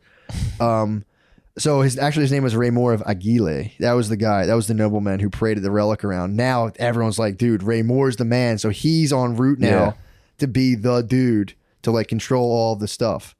But there was still, I think Raymur of Toulouse, the old guy, was kind of like, nah, bro, I'm the man. So now there's this whole thing that happens where they're sitting in the city and they're like, I think Raymur of Toulouse is like, I'm going to keep this city. Fuck this. Fuck Alexius. I did it. He never came and helped us. And they had like a big fight about that. who's going to control the city. But then like the other soldiers were like, yo, you're messing up my fucking religious points. We got to march on to the next city. Yeah. And they wanted Jerusalem, but they had to go to another city that was like Alexius' city to take that too. So they're chilling there, they're figuring stuff out. And eventually the guy, I think Raymore of Aguilay, starts kind of doing his own little conquest of little cities because they're all following him. Yeah. And then he does like greedy stuff of like taking cities. And then they start threatening, like, we're going to kill you. So they start turning on him. So he's using the guy, Peter Bartholomew, to kind of keep him in line as like the spiritual advisor. Yeah. Because they're all pumped on the relic. But then they start figuring out like, dude, this Aguilay guy is kind of a dickhead. And eventually he's still doing well though. They like him. But there was a new, so the bishop dies. The guy who told all the girls Got go rid of home. all the pussy. He dies. And then Started Peter bringing Sniz Bartholomew back. starts going like, I had a vision, because that guy was like, Peter Bartholomew was full of shit. Fuck that. Don't listen to him. But there was a big divide in the camp. And that guy dies. So Peter Bartholomew goes, oh my God, I had a dream last night and that fucking bishop who used to hate me was actually like really repentant. He's in hell right now. He's sorry for what he said about me. And they were like, holy shit, this dude's the man. Yeah. And then eventually this guy Aguilay's rising. It's looking good for him. But Peter Bartholomew wouldn't chill. And he was like, the Lord told me we got to kill like 2,000 of our own men. And so now the soldiers are like, fuck this guy. Fuck this guy. And they're like, this guy's a fraud. So now they're like, everything's good. They don't know what's going on. This is before they attack the other city. And so they're like, dude, bullshit. That guy's full of shit. So Peter Bartholomew's like, dude, I'll do a trial by fire. If I get burnt, obviously I'm a liar, but the Lord will save me. So they do like I think it was like I had notes on my phone about it, but it was like a 40-foot long gauntlet of like 11-foot high flames. And he was like, I'll walk through it. When I come out unscathed, we're going to kill like the thousands of people that I think are being kind of like sinful. So apparently he fucking runs through it as fast as he can, screaming. he gets out of the other side and they just beat the shit out of him and kill him. And then there were some people who claimed like he actually was fine, but they kicked his ass. But people were like, dude, fuck him. He came out of it screaming. We beat him to death. And then the guy, Raymore of Aguilay, his political shit just fucking dropped off and you never hear about him ever again. And then I think they're going now they were going to do another city, but because the people are getting so pissed off about people squabbling about cities, I think now they're heading to Jerusalem after Antioch. And that'll be the final battle, which is Part just two. as nasty. Yeah. Part 2. Just as nasty. Matt, that was great. Thank you, dude. That was fun. But yeah, dude, the Crusades are the best. The Firewalk is so fucking Firewalk's funny. hilarious. Dude, guys, I'm going to come out of this unscathed. All right, here we go. Kill me. Fucking kill me. You beat his ass, dude. They just all close in on him. All the dudes are like, you should kill him. They just waited for him. We're like, you beat his ass. He died. Nice. Crusades, dude. Crusades Part 2. Wow. Coming soon. Yeah, yeah. Just in time. I gotta drop some coins out of my ass. A Muslim's holding me hostage right now. Well, yeah, it was nice. thank you guys. We finally delivered. Good thing we waited. We're dude. not done yet. That's only part 1. That's part 1. We delivered. Dude, the auxiliary research helps, by the way. You kept apologizing. I'm like, that's not breaking in, It's dude. gonna be me pooping. You were Fly Thursday. they can't ask Shit, questions. what's today? Tuesday. Oh, thank God. I thought it was Wednesday. Yeah, it stinks. Damn, I gotta fly tomorrow. Yeah, Nice. right. Today's Tuesday? Tuesday. Ooh. You get a whole It's other a nice day. treat. I get to lay down for another 48 hours. That'll be nice. Yes, it will. The rest is necessary. Although I left my debit card and credit card at a bar on Saturday. So I have to go into the city to get it. How the fuck did that happen? Your debit and credit. It ended at the end of the night, ended viciously. Did you gambit? Where like we like to start a tab? And I don't know what happened. How I called and I was like, did I leave a card there? And they were like, 2. I was like, Jesus Christ. You left your identity. What a loser. You left your What a every time they loser. say, do you want to start a tab? I say no because I will forget. I'll leave my credit card. I'm usually pretty good at it, but I have a credit card that just is in Florida somewhere. I don't know where it is. Worse, And I still use that credit card. It I know. exists. It's on like the beach in Florida. If anyone finds it, yeah. have a ball. But yeah, it's at the beach in Florida somewhere. And Brittany's like, you have to close it down. I was like, I can't. Yeah. I don't I'm want to not reset. typing. Yeah. Because then it's like I have to remember my like Apple password to do. It's like, dude, no way. What's done is done. Yeah. I'm done. If I have to there's like 3 passwords. If I have to reset, I'll never do it. Yeah. I'll fall into ruin. That's what I said. With this, I thought it was my one debit card, and I have another one. I was going to call the bar and just be like, "Can you throw that out? just rip it in half. I have another one." Because I'm not coming into the city just to get 2 cards at a sad bar. See, can you send an Uber to do that? Like, yo, call an Uber when he comes to pick you up. Be like, Grand Theft Auto mission. Be like, bro. I think you can. I think there's a job like you can do that. TaskRabbit. Yeah. That's not bad. That's not bad. It'll cost so much money. It costs like Uber there and back. I know. That'll be $100. I've always wanted to do that with Ubers. Like if I want to send something to my boy, just be like, yo, here's an envelope. It's for my boy. Just drop this off at this house and let him come send get letters. I was going to send ounces of weed like that to people a long time ago. Don't open this. It has to go to my friend. Yeah. Don't get pulled over. And yeah, if you get pulled over, it's on yours. Yeah. It's on you. I thought about that for a while. My ankle. Send an ounce of weed to your boy in an Uber is nice. Yeah. Yes. Good stuff this weekend, huh? Dude. That was fun. Unbelievable. That was awesome. Thanks to everybody that came out to town hall. That was a magical 2 nights. It felt really nice. That was something else. Yeah. I was telling you, when you have the attention of 1,500 people, it's pretty nice. Pretty scary. It's very nice, yeah. Yeah, when they get quiet and you're like, oh, they're all listening. And you're like, that was a good point I just made. Yeah, I guess I am kind of a fucking genius. Now that I think about it. Second show I thought was going to be my demise, dude. Second show was great. It was fun. It was great. It's funny, both of us thought we didn't do as well. It's just because we weren't as nervous. I think so. First show I was nervous. Friday I was nervous. Saturday I hit a point where I was like, I literally thought I had an internal monologue. My internal monologue was against me on Saturday. Friday it was with me. For some reason, my internal monologue turned against me. It is in the dead middle. There was a joke I just didn't do that I usually do. I skipped it, and then my mind went into like something's wrong. Like I'm missing something, and I just instantly went into different stuff. In my brain, I paused, being like, "Where do I go from here?" My brain goes, "Dude, what if you totally just melted down right now and had to be like taken off a stage?" And I had to be like, "No, shut up, dude. Yeah, not in front of all these fucking people." Skipping a bit sucks. I've done it. I've skipped a bit and then been like, I can still do it. And then you realize it like requires a tag from just a second ago. This happened to me when the first time I auditioned to like host at Helium years ago, eons ago. I did this where I told half a joke, didn't tell the punchline, told another joke, and then went back and tried to like force the punchline from a joke and a half ago on the crowd, and then went for like 30 seconds, and then it was like, and it went into my. I thought that was going to happen in front of all those people. I used to do it with Too Deep in the Pussy and Jackie Robinson. I would forget to tell Too Deep in the Pussy, and then just randomly at the end of the Jackie Robinson, be like, "You don't want to go too deep in the pussy." People were like, "What the fuck?" I'd be like,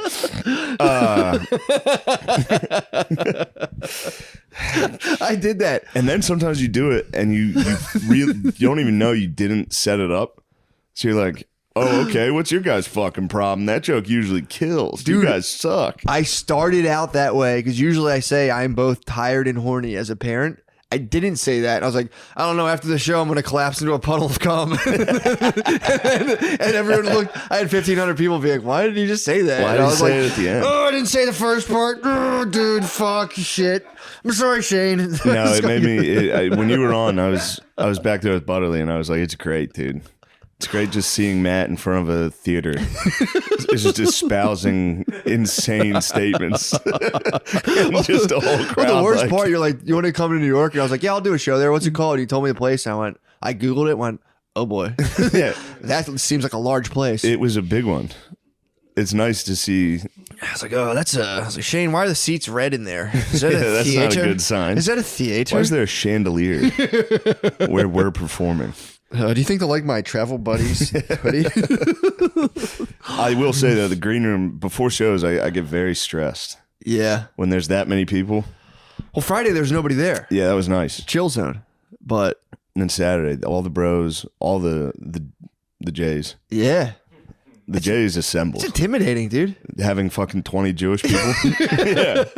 20 Jewish people in your green room, just like, "You're so great. They're friendly bunch. Unbelievable. You're a genius. Yes." I mean, they're like walking talismans of success. So you have to look at them and be like, "Don't be weird. Don't be weird." And they're all they're sharp dressed. Yeah. Cool. But laid back too. Yeah, they're laid back. They're in the cut. I mean, I think they should wear tuxedos. It should be like their trash man suit, like instead of like a one-piece jumper, they should wear tuxedos. And just be like, come here. Yes. And my agent now, he cut his hair. He looks like a 12-year-old. He did look young. He's a young boy. He did. It was pretty hot, actually. How he looks? Yeah. I like the way he looks. Yeah. And he's small. I'd like to get my paws on him. I want to cheat on him. I want to cheat on my wife with him. Yeah, it was how really much of a nice mess time. would your life become if you had sex with your agent? If I fucked my agent? How much of it had to have happened in showbiz. Certainly. Just a dude just fucking his male It agent. happens to child stars. Oh yeah, nonstop. True. I think if I got so inebriated that I fucked my agent, yeah, that is a blood pack. That would be rehab. Or I'd be gone for a month. Truly the top. That's a blood pack now. Now you have a skull and bones arrangement where it's like, True. dude, yeah, get me in the next war movie, or I'm telling everybody I should be in a war movie. Get me next to LaBouffe, dude. True. Or I'll tell everyone. Or I'm gonna fuck you in the ass again, like I did after the town hall show. When I said, "Come here, we need to talk business," Fuck you. I grabbed you and ripped your pants off. Yeah, it was good. Everything was good. It was truly a blast. Pretty neat. That was a nice time. And then Matt and I went to the SNL after party. That was so fun. It's nice. The SNL after party was nice. Yeah, that was I was curious, dude. I was curious to see That's what it was looks all about. like, dude. It's a dungeon. It was. It's like wet. Yeah. It's always dark. It's always like there's always like it's not lighting. It's always like red lighting or like. Well, the entrance is guarded by ladies who are being friendly mean. Who are like, oh yeah, okay, can I see your name? Like, your name's not on here. That's weird. I'm like, just give me a second. I'll call my friend. And I had to stand there. Also, I wasn't on the list, so I walked out like, yeah, he's with me. They're like, what? Who is that guy? Who the fuck was that? They're friendly mean, dude. Yeah. They guard those places, being like, oh, that's so weird. All you have to do is have who are you again? supreme confidence. You just come out and go, he's with me, and then you turn around and walk back in. Yeah. And they're like, oh, I don't want to offend whoever that was. Dude, literally, it worked. He seemed confident. They went like, oh my God, I'm sorry. And I was like, oh, that was somebody important. okay. Yeah, There's so many important people here. I don't want to offend one. It's the only thing you do is you have to guard the place. Like, oh, I'm sorry. Like, isn't there? Like, Yes. You're not in there. Just give it. Could you wait out here? I was like, I'll wait. Hold tight for a second. I'm gonna be. Yeah, true. Yeah, they don't know. I could be. Yes. I could be like a grizzled child star. They just haven't. One time, Kanye came to the stand, and he showed up by himself. And I think it was Joe. I forget which one it was. There was a manager at the stand that was like, "No, they couldn't." He walked by himself at like 2 a.m. to an after party, and he was wearing like a hood. He was wearing a Kanye outfit. He literally Did he do the sock thing? He was wearing like a mask because I think it was during COVID, and he looked like a homeless guy. Yeah. And they're like, "No, absolutely not." And then he like took his hood off, and they were like, "Please come inside. We're so sorry." Yeah, it's pretty funny. Can you just wait out here for a second? We're gonna find out. I'm Kanye West. All right, sorry about that. I'm gonna start physically barging through those. Next time that situation happens, I'm going physical. But there is always a bouncer. There was two huge Steven Seagals, dude. Bouncers, dude. Yeah, it was two friendly mean ladies and like Steven ponytailed, jacked opera singer martial artists that I was that like, are gonna fuck you up. if I could just maybe just Mike Allstott, just take a fullback dive up the middle. All you have to do is pass the threshold. It's the goal line. Just extend the ball. break the plane.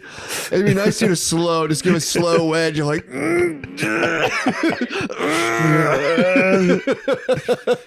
no, get up. Is anybody gonna help? Yeah, they would rip you apart.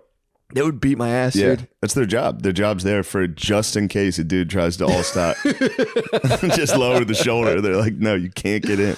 You can't meet the cast. I just want to shake hands with a cast member.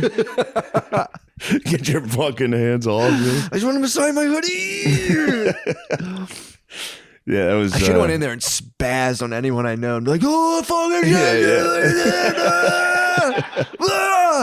Dude, Bun B was there. It was crazy. I know. I kept trying to cite him. Yeah, dude. And my thing was, I got wobbled when I left because the dude who might have been CeeLo Green, I was like, is there another fat black dude with a high pitched voice? Because I saw him outside and I was like, that you might did not call be that him. was CeeLo. It might not have been him. I think it was just a black dude in a green suit. I think so. I think there was. I was like, is there another fat black dude with a high pitched voice? And that like, Yeah. kind of wobbled me. So I was outside and I was like, I might have tricked myself. I might have. You were like, all the A-listers are here. CeeLo's probably here. CeeLo's definitely here. There's no way CeeLo's not at this point. I didn't see him, but it's funny. Yeah. It's kind of like Comic-Con, basically. It's very You get to odd. go to Comic-Con for free. It's very odd. And be like, yeah, you go, oh shit, that's that guy, dude.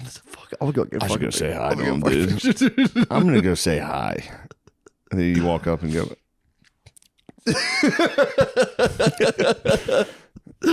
Put her there, Bun B. My escape was nice though, dude. The hotel room. I had my whole family in a hotel room, and I deposited the babe. Put pennies over her eyes, dude. And I was like, I'll see you later. She crossed the river Styx. Put the pennies on her eyes, and I was like, I'll be back later. Yes. What's the boatsman name in the river Styx? It's not Hades. Hades is the place. Who's the guy who No, takes Hades you? is the god. Who's the guy right? who takes you? Yeah. Who's the boatman? Pluto? I like to guess. I forget. River Styx boatman. Who is the person who takes you across? Charon. Never would have guessed Charon. No. What's Pluto? Is Pluto something to do with the realm of like death? I thought it was, but I don't know. Either way. Yeah, true. I don't even know which one Styx I am is. a Roman amongst Greeks right now. You're Greek. I am. You True. pedophile. True. Roman, dude. Huh? Sack of wine. You're saying I'm more Greek, you're more Roman? I would say I'm more Roman.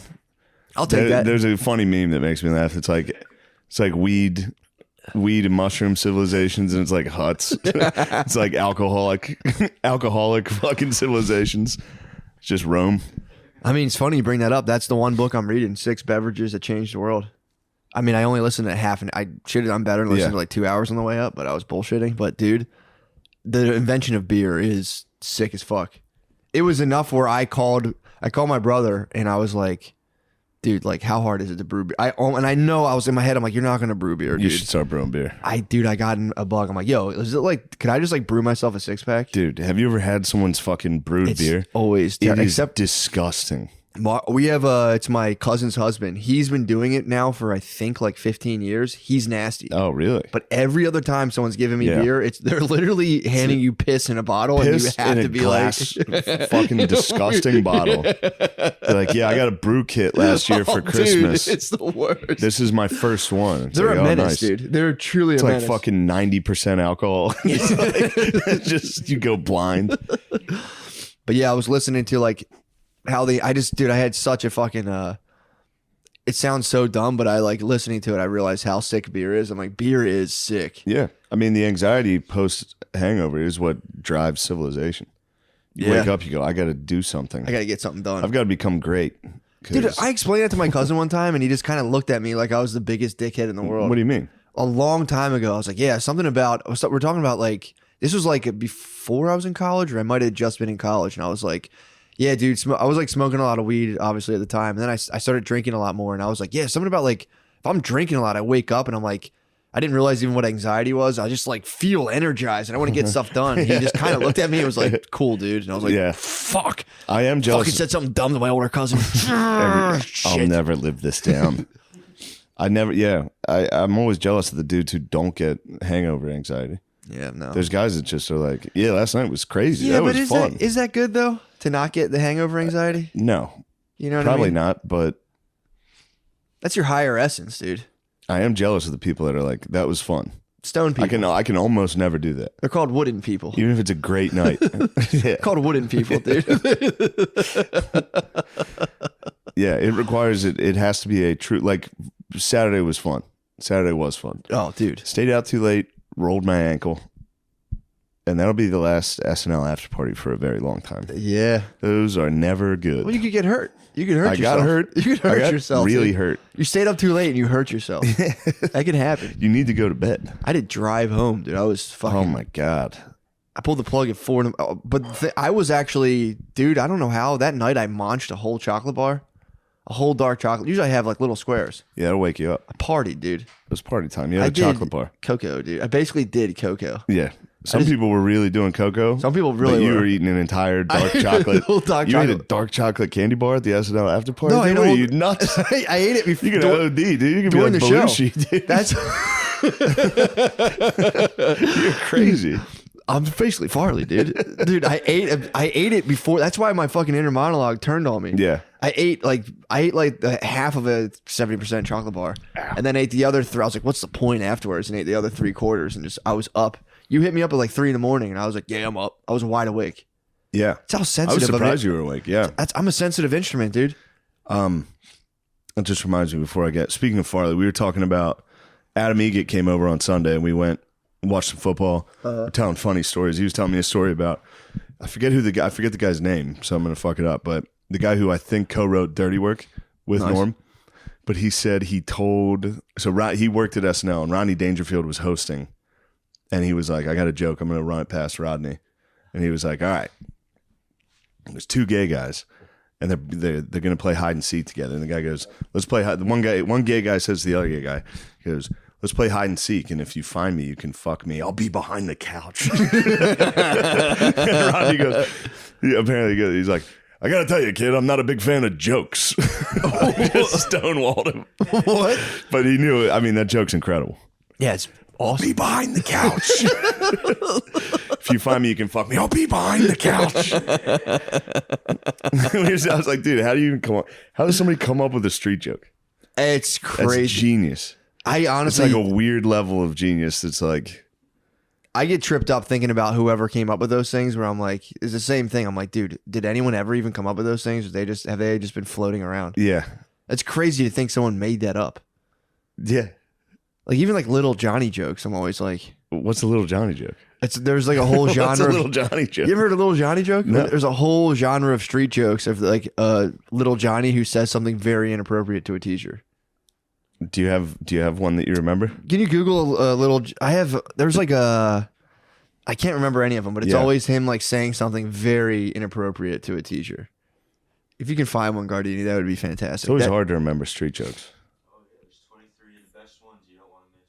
Can you We don't. read a little Johnny joke into the microphone for us, Sean? You have a good cadence for a You have a nice great little cadence Johnny. for a street joke. Thanks, guys. What did the chicken say to the? What you got? I'm trying to find a good one. There's a lot of ones that Just rip them. We're just Any give of them, dude? they're really look how long they are. Yeah. Oh, really? Build it All up. I'll give you a long one. Finding out one of her students. Finding All right, one here, of her. I'll tell you what. Why don't you read it? We'll talk, and when you're ready to tell the joke, give it a read through for Okay. a minute or two. Sorry, Sean. Okay. That's what you're trying to do. I stopped you. Made you show your ass, But yes, what else is going on? dude. So I'm listening to that on the way up, and dude, did you ever get into like when they how they discovered beer?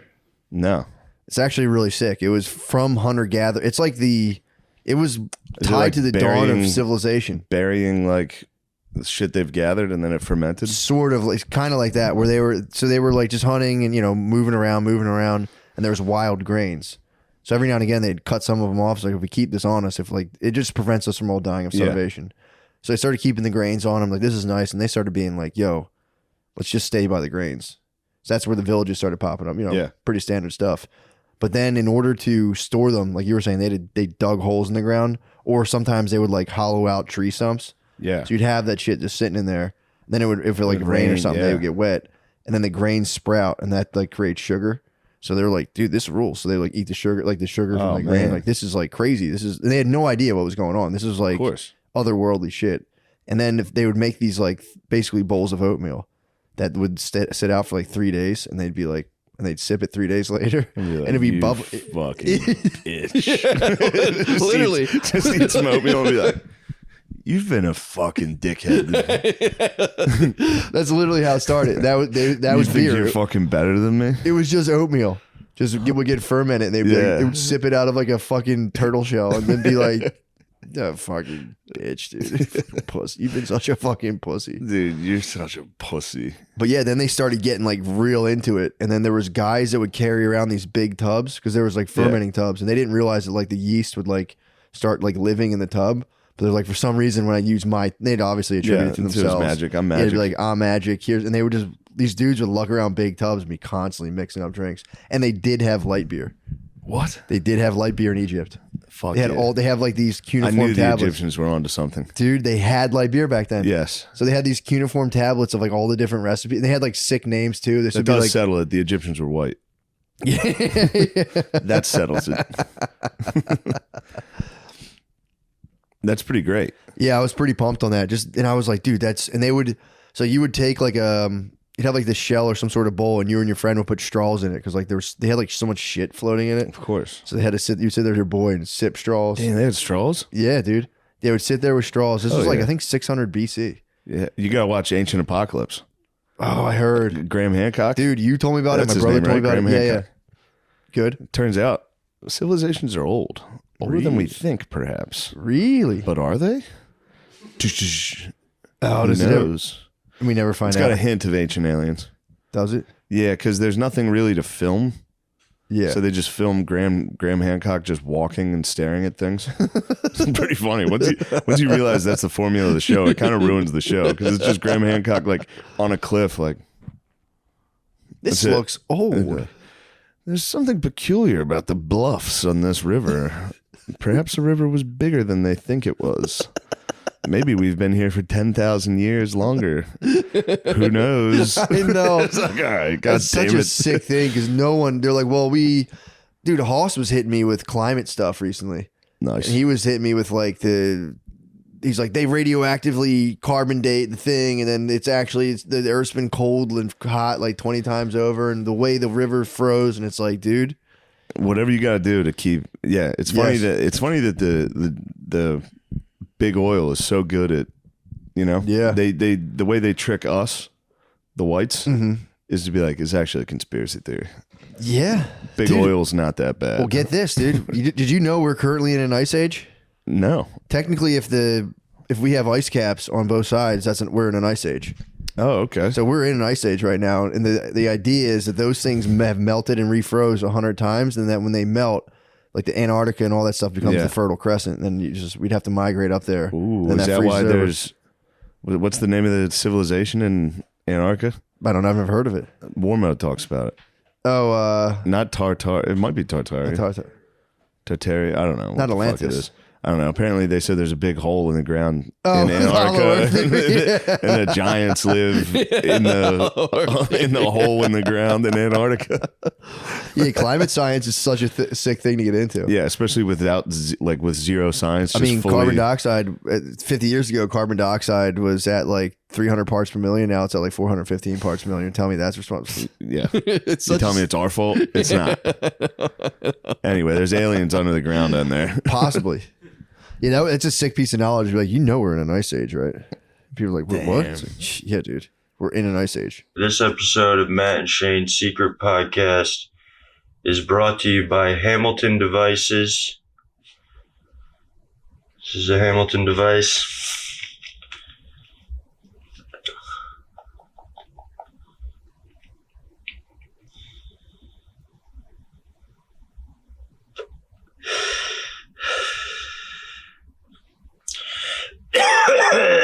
Thank you, Hamilton Devices, for sponsoring the show. Innovators in vape technology. They make so many good vapes. The Starship vape, which is like a bunch of vapes in one. The Gamer vape, which is a vape that you can use hands-free in case you want to masturbate and smoke weed at the same time. And they even have vapes that look like old-timey tobacco pipes, like this one.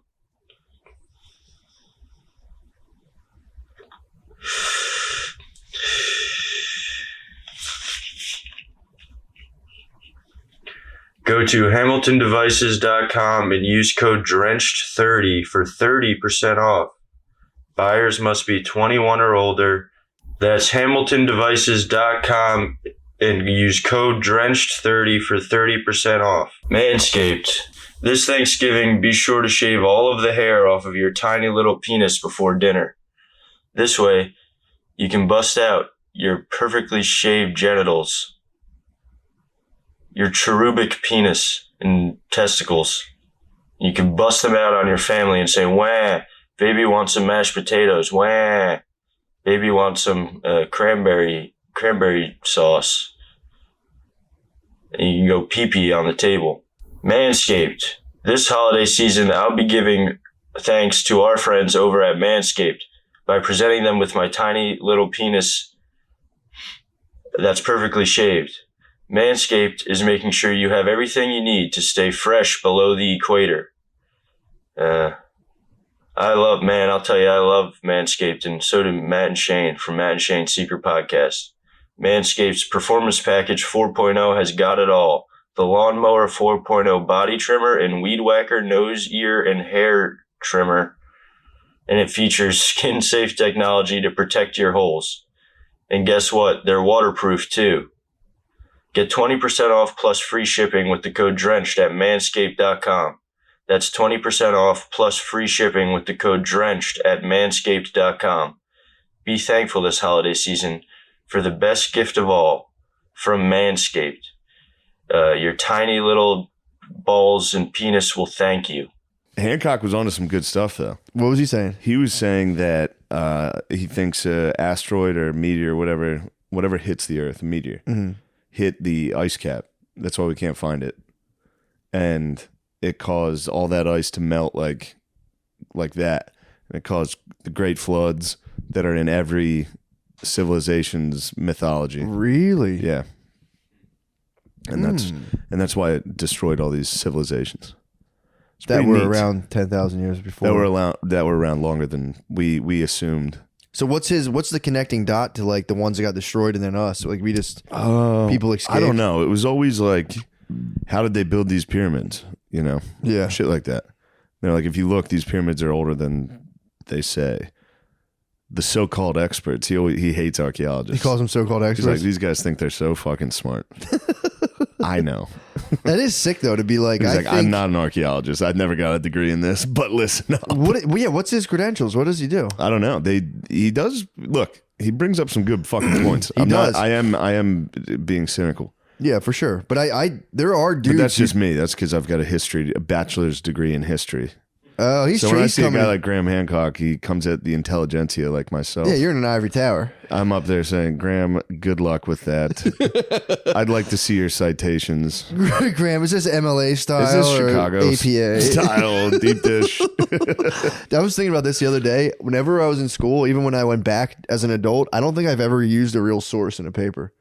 I always make up sources. I just Wikipedia, Yeah. and then I just make up a source. Yeah. Every single time. It's a good move. I've never once, dude. Anytime they're like, well, it's not APA style, I'm like, just deduct the points for not Yeah. doing APA. Well, I fuck refuse to fucking read. And Fuck it then. do I put a period here or there? Like, does it really fucking matter? No, it does not. That was my thing. It's like, what if I don't want to use sources? What if this is all coming from me? Why aren't I a source? Yeah. Why do I need 3? How did they come up with it? That's what I'm saying. It's like, dude, that shit pissed me off so bad. It's like I would just never use it. I would just Yeah. write stuff, and then be like, yeah, Wikipedia, and then you go to the bottom of the Wikipedia sources, and I just claim You that just as my source. freestyle history papers. Make it up. Yeah. I just give my ideas, and I go, and Wikipedia, the subject, there's something.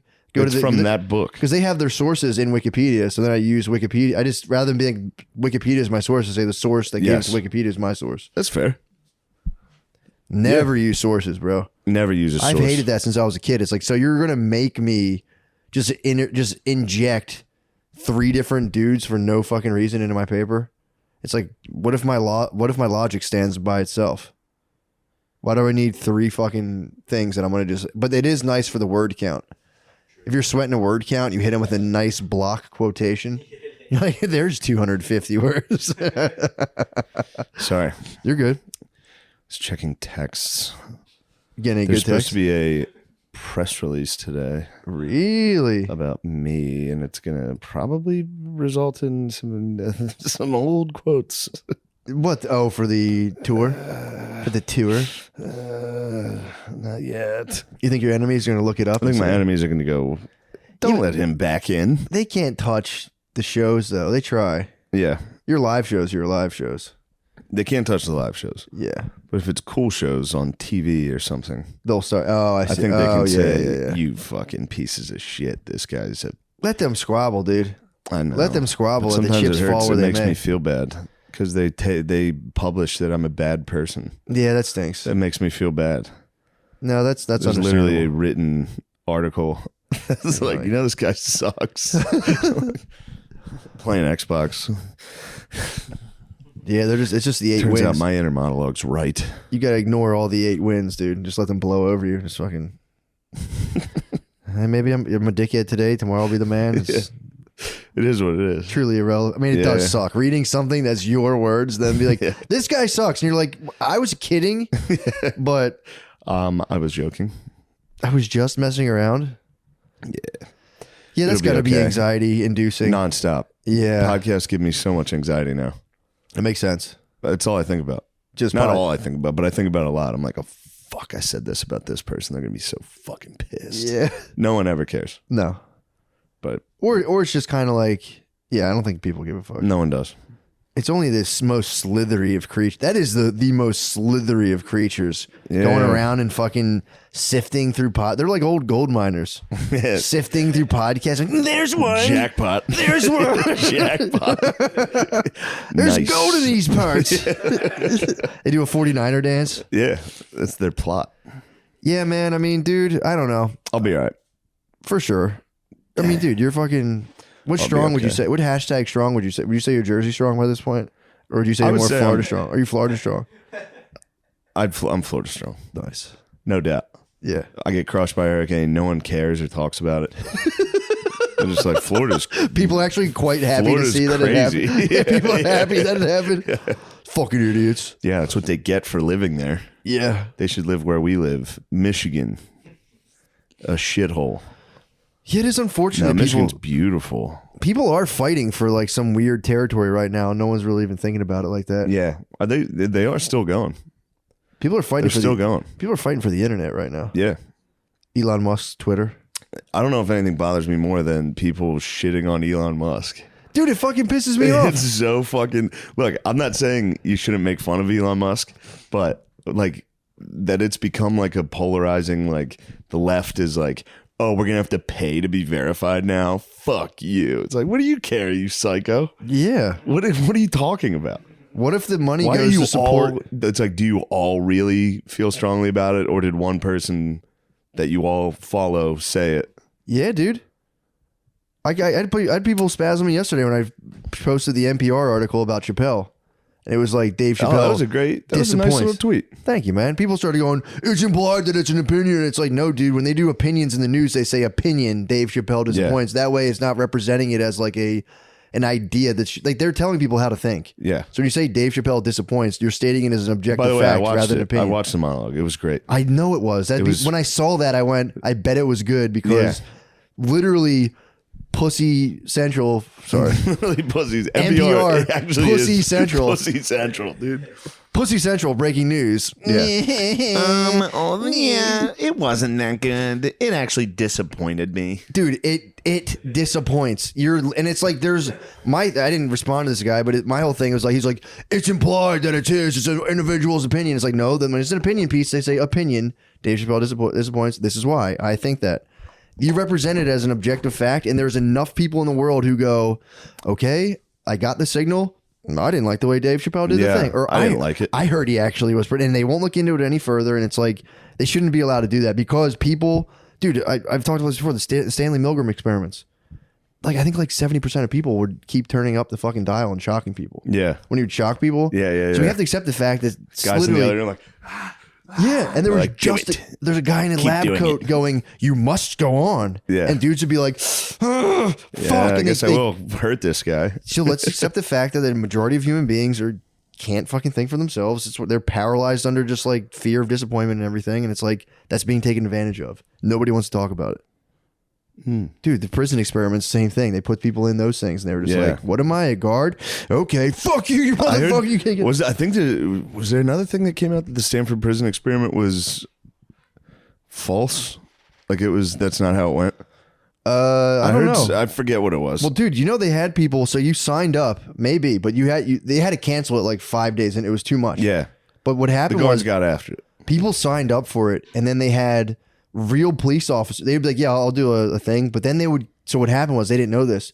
A real police officer came to their house and arrested them in front of all their neighbors, and they were like, "What the fuck's going on?" The cops would be like, "Get in the car, get in," and wouldn't answer any questions. So they were like, what the fuck? And then they got deposited into the jail, and they were being like humiliated, and like they were getting like fucked. Yeah, they were In Palo Alto. But there was like one dude who had like a real psychotic break in there, and they had to cancel the whole thing. What a pussy. You're like completely freaked. A prisoner dork. fucking freaked. Surely. I want to go home. Like, all right. Well, now you ruined the entire experiment. Yep, ruined it for everybody. You cried. One dude cried, and the I'd whole probably thing. cry at the experiment. If you got, dude, if I accidentally signed up for something and you had to be there for like a week, I'd be like, dude, imagine a cop coming to your house and you're like going and walked out by your neighbors, and they have no idea you signed up for this stupid thing. I didn't know that's how it started. I didn't know that. I read something recently. It was like they were pretty hardcore about it. They had the local police department in on it, and they came and like, shut up, get in the car, Yeah. and they just dropped you off at this weird place. But yeah, I wonder if it was a fluke. I know the guy. There was like a ton of flaws with it, I guess. But They should let you go if you cry in prison. As soon as you cry, it's like, all right, that guy's sorry. it's a fair He's point. very sorry, dude. Or at least Let him give go. you, yeah, like every time you cry, you get nicer and nicer. That is your brain recognizing that like something's wrong. Yeah. I don't know if it's guilt as much as you just are frustrated and want out.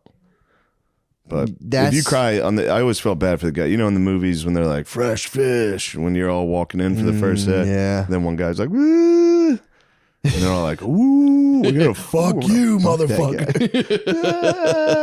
All right, he gets out. Yeah, it's got us. I mean, I think it's like, because you are probably on some like Jesse James Renegade stuff. You might have like, especially if you're younger and like you have like a kid and you're like, and then all of a sudden it's like you're not going to see that person for 2 years, and it's just like,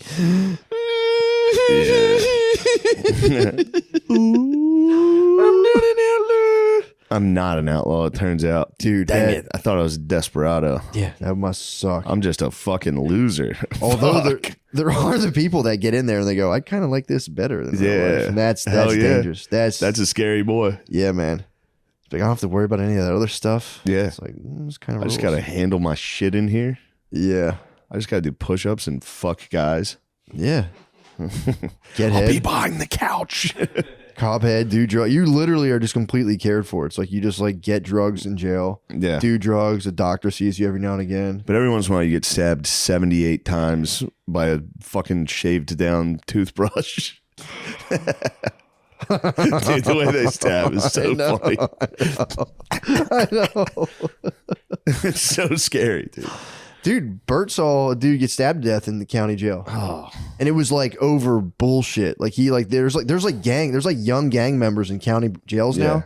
It's like dudes will get like DUIs or like get fucked up in there, and they're with like the hardest of criminals and the youngest Yeah. of dudes who are like they're just ridiculous. Yeah. And there one guy went and was like clowning these like 19-year-olds. And he was like, later that night they came and stabbed him to death, and they all just caught life sentences and were like, whatever. And he's like, dude, it's so fucked up in there. Dudes like jump. Dudes will try to jump from the second floor, and he's like, it's pretty common. Try to swan dive the Yeah. little D-Lo from the top. Actually, that was Benoit, was the headbutt. Really? Yeah, his move was he would headbutt you from the top ropes. Oh. You know how yeah. that ended. Yeah, true. You can't do too many flying headbutts. I told you my other bro was walking around and caught a mattress from the second floor. just walking Somebody around threw the a county mattress jail, down. dude. So one of the guards was doing a thing and just threw a mattress off the second level and hit him in the head. And the doctor was like, nah, you have arthritis, bro. That's not from us. Oh. Dude, right now too, like, yeah, like the heat will break and they won't fix it. There's not enough guards there now because of COVID. So like if you have like a health issue now in a county jail, they won't come, like you'll die. Because they were like hitting buttons to see, because they were so cold they didn't want the guards to sleep because the dudes just fucking pass out overnight. Yeah. So they like, we're hitting a button all night because like, dude, come in here and fix the heat. Yeah. And the guards, he's like, we were hitting it all night and nobody came. And he's like, dude, there's older dudes in there. He's like, dude, if you got like sick or had a heart attack, you're done. Like you're going to die in jail. Yeah. And they'll find you in the morning.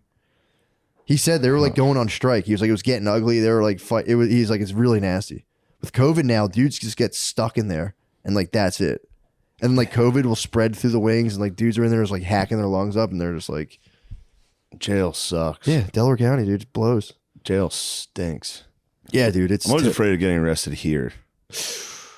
They like you get on a bus to fucking Rikers Island. You wake up like, oh no. Is that where you'd have to go? I think Oh, you get arrested in New York, you're fucked.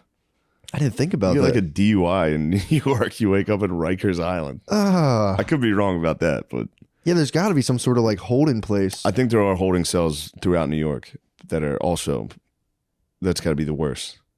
They're pretty It's got to bad. be up there. They're pretty bad. New York's disgusting.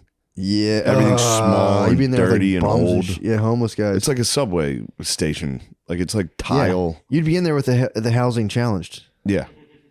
That'd be difficult. The housing challenge guys would be Those in there. guys smell. The housing challenge guys smell really bad. And they have to be pretty bad to be in there. Yeah. Because there's a lot of housing challenge guys that are up to no good that are just out.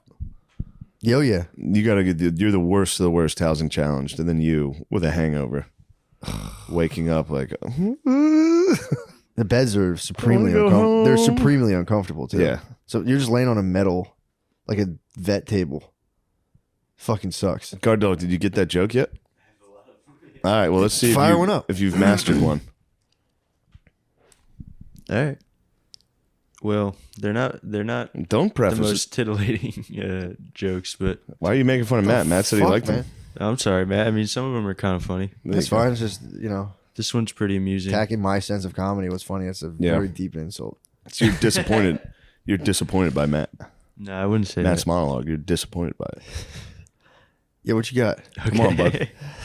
The teacher called little Johnny to her desk. She said, "Johnny." Go ahead. What's little Johnny up to now? Well, I you're can't about to believe find what out. he's up to. The teacher Wait and said, see. "This essay you've written about your pet dog is exactly the same essay your brother has written." Oh. Johnny said, "Of course it is. It's the same dog." Oh my He's god! cheeky, dude. He's It's a little cheeky. cheeky bugger. So that was it. That was What about the joke? dirty That's jokes? the joke. There's one. There's okay. So there's one man. little. I work blue. Yeah, I know you work blue. Little Johnny's father walks into the bathroom and catches him masturbating. There we go. All right. He says, "Son, every time you do that, you kill an innocent baby."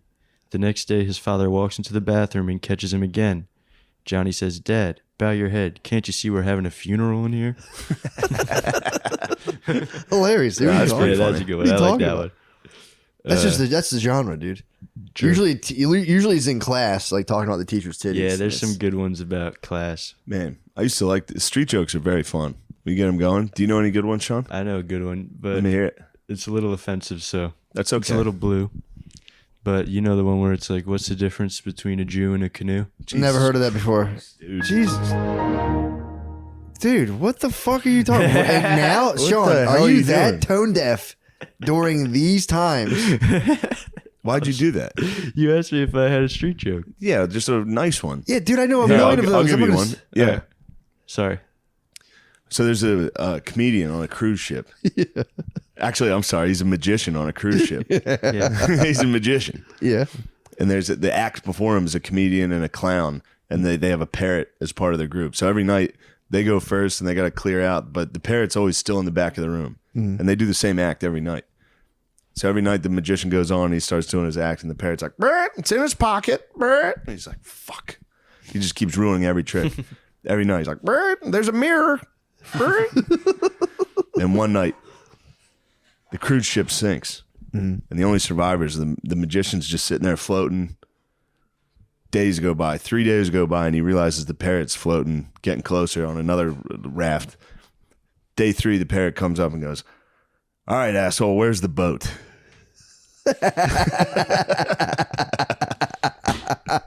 That's pretty good, dude. That's pretty good. Because the parrot thought it was a disappearing trick. Oh. You see how everyone got can it. laugh and have fun That's at that? not You just anti-Semitic. alienated a whole That's group just of people fun. who are already on edge right now. True. Forgive me Because- for that. All right, there's a paratrooper. Did I ever tell you this one? There's a paratrooper in the war. Yeah. And he comes home from boot camp, and his pa is like, "Man, how'd you do it? How'd you do jumping? I knew you were afraid of heights and all that." And he goes, "Well, before I jumped out of the plane, my drill instructor got behind me. He said, "If you don't jump, I'm gonna fuck you in the ass right now." And his dad goes, "Did you jump?" He goes, "I mean, a little at first." Yeah, I did hear that. I did hear that. Come on. That's a classic. That's just guys grabbing each other's shoulders.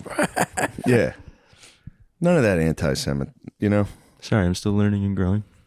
Okay. Jeez, man. You thought you were about to rip the fucking ultimate one. Yep, you're going to bring the house down. I thought that was a good one. I don't even understand it. What's the point of it? Yeah, what do you mean? Yeah, I have no clue. Like, I don't know. I heard it somewhere else. I'm just repeating Okay. it. Wow, man. This is not what this is about. Yeah, I didn't mean to crush the vibe. That's okay. We can delete it. Yeah, Yeah, I'll cut it out. we'll black your whole joke out, and we'll have we'll I'll block put the in whole a segment different out. joke. Huh? I'll put in a different joke. True. Like what? I don't know. I can't think of any Your other D- ones. You can't think of any redemption, that are not redemption. racist? Oh, I do know the one about the chickpea and the garbanzo Let's bean. hear it. Let's hear it. And what's the difference? That sounds Say good. it. I've never paid $50 to have a garbanzo bean on my chest. Yeah. That's a good one. Yeah. Nice. That's good. Yeah, it's like, It what's the doesn't difference offend between anybody. jelly and jam? Yeah, I don't know. I can't jelly my cock down a kid's throat. I added the kid part. That's a good To tag. make it better. a little blue. That's even. It's a little. You know, I like better. to work the blue blue. stuff. Did I tell you that time? It was at the Second Street Comedy Club in Harrisburg. I said an anti-Semitic joke. Did you? Yeah, it was Carlos Mencia. I was opening for Carlos. It was a big deal. Sorry, the mind of the It master. was a big deal. The master was on stage, and the way he ended the show is he brought up his openers, and they were just fucking around telling street jokes. And I was standing in the back with his manager, and I told him a street joke, and he was like, "You got to go up there and tell that. That's fucking hilarious." And I was like, "All right, I'll do it." And I went on. I told the joke. It was a terrible joke. I'm very ashamed of it. And I finished the joke, and they turned the lights on and ended the show. What was the joke? This is an extremely inappropriate, bad joke that I deeply regret. Something Sean would like. It was actually very similar to yours. That's why it said, "What's the difference between Jewish people and Santa Claus?" We can't. You can't. Like the Wild Wild West. Did it murder? That's good stuff. No. They turned the lights No, on it. no, speak of the devil. One of them's calling me now. Hey, folks. Felt it? My boy agent that I want to have my way with. And they just Sensed turned the it. lights. They literally turned the lights on. Everyone. No one was happy. They're like, a woman. That was one of the first times ever somebody came up after a show and was like, "I was really offended by what you said." I was sitting at the bar after, and a lady came up and was like, "What you did was wrong." I was very deeply offended by that. What did the master himself say? I don't know. I forget. He was nice. I remember Yeah, that. I remember him being cool. He was like, "Dude, why'd you take my joke, dude?" Why'd you ruin the whole? Yeah, he's like, that was a good joke. He said it's crazy when everyone got mad at me for saying that joke. Yeah, Damn, dude. yeah. That's I don't know wild. why I thought that was acceptable. Well, at least you can teach Sean before he goes out there and Yeah, devastates himself. Thanks for that, guys. yeah. Just because you and your buddies laugh behind closed doors doesn't mean the whole public's going to think it's great. You're right. I figured the Second Street Comedy Club in Harrisburg, that crowd would be all for it. Yeah, I would have. Turns out they were not excited. Getting the lights turned on. Lights on, Oh. music, people. All right, thank you very People much for shuffling coming out. out. Yeah. It's like fucking, you're looking at like half-eaten appetizers all on the table. Also, I had just started. It must have been delivered so poorly. It just, yeah. That was a tough night. Oh my God. Yeah, it's. Were you driving? Did you drive yourself home from there? No, that was at Second Street Comedy Club. Downstairs was a bar that had $1. $1 you call it. Oh, So the whole bar was $1 for an hour. yeah. I would go down and drink as many IPAs as I could in 1 hour. Yep.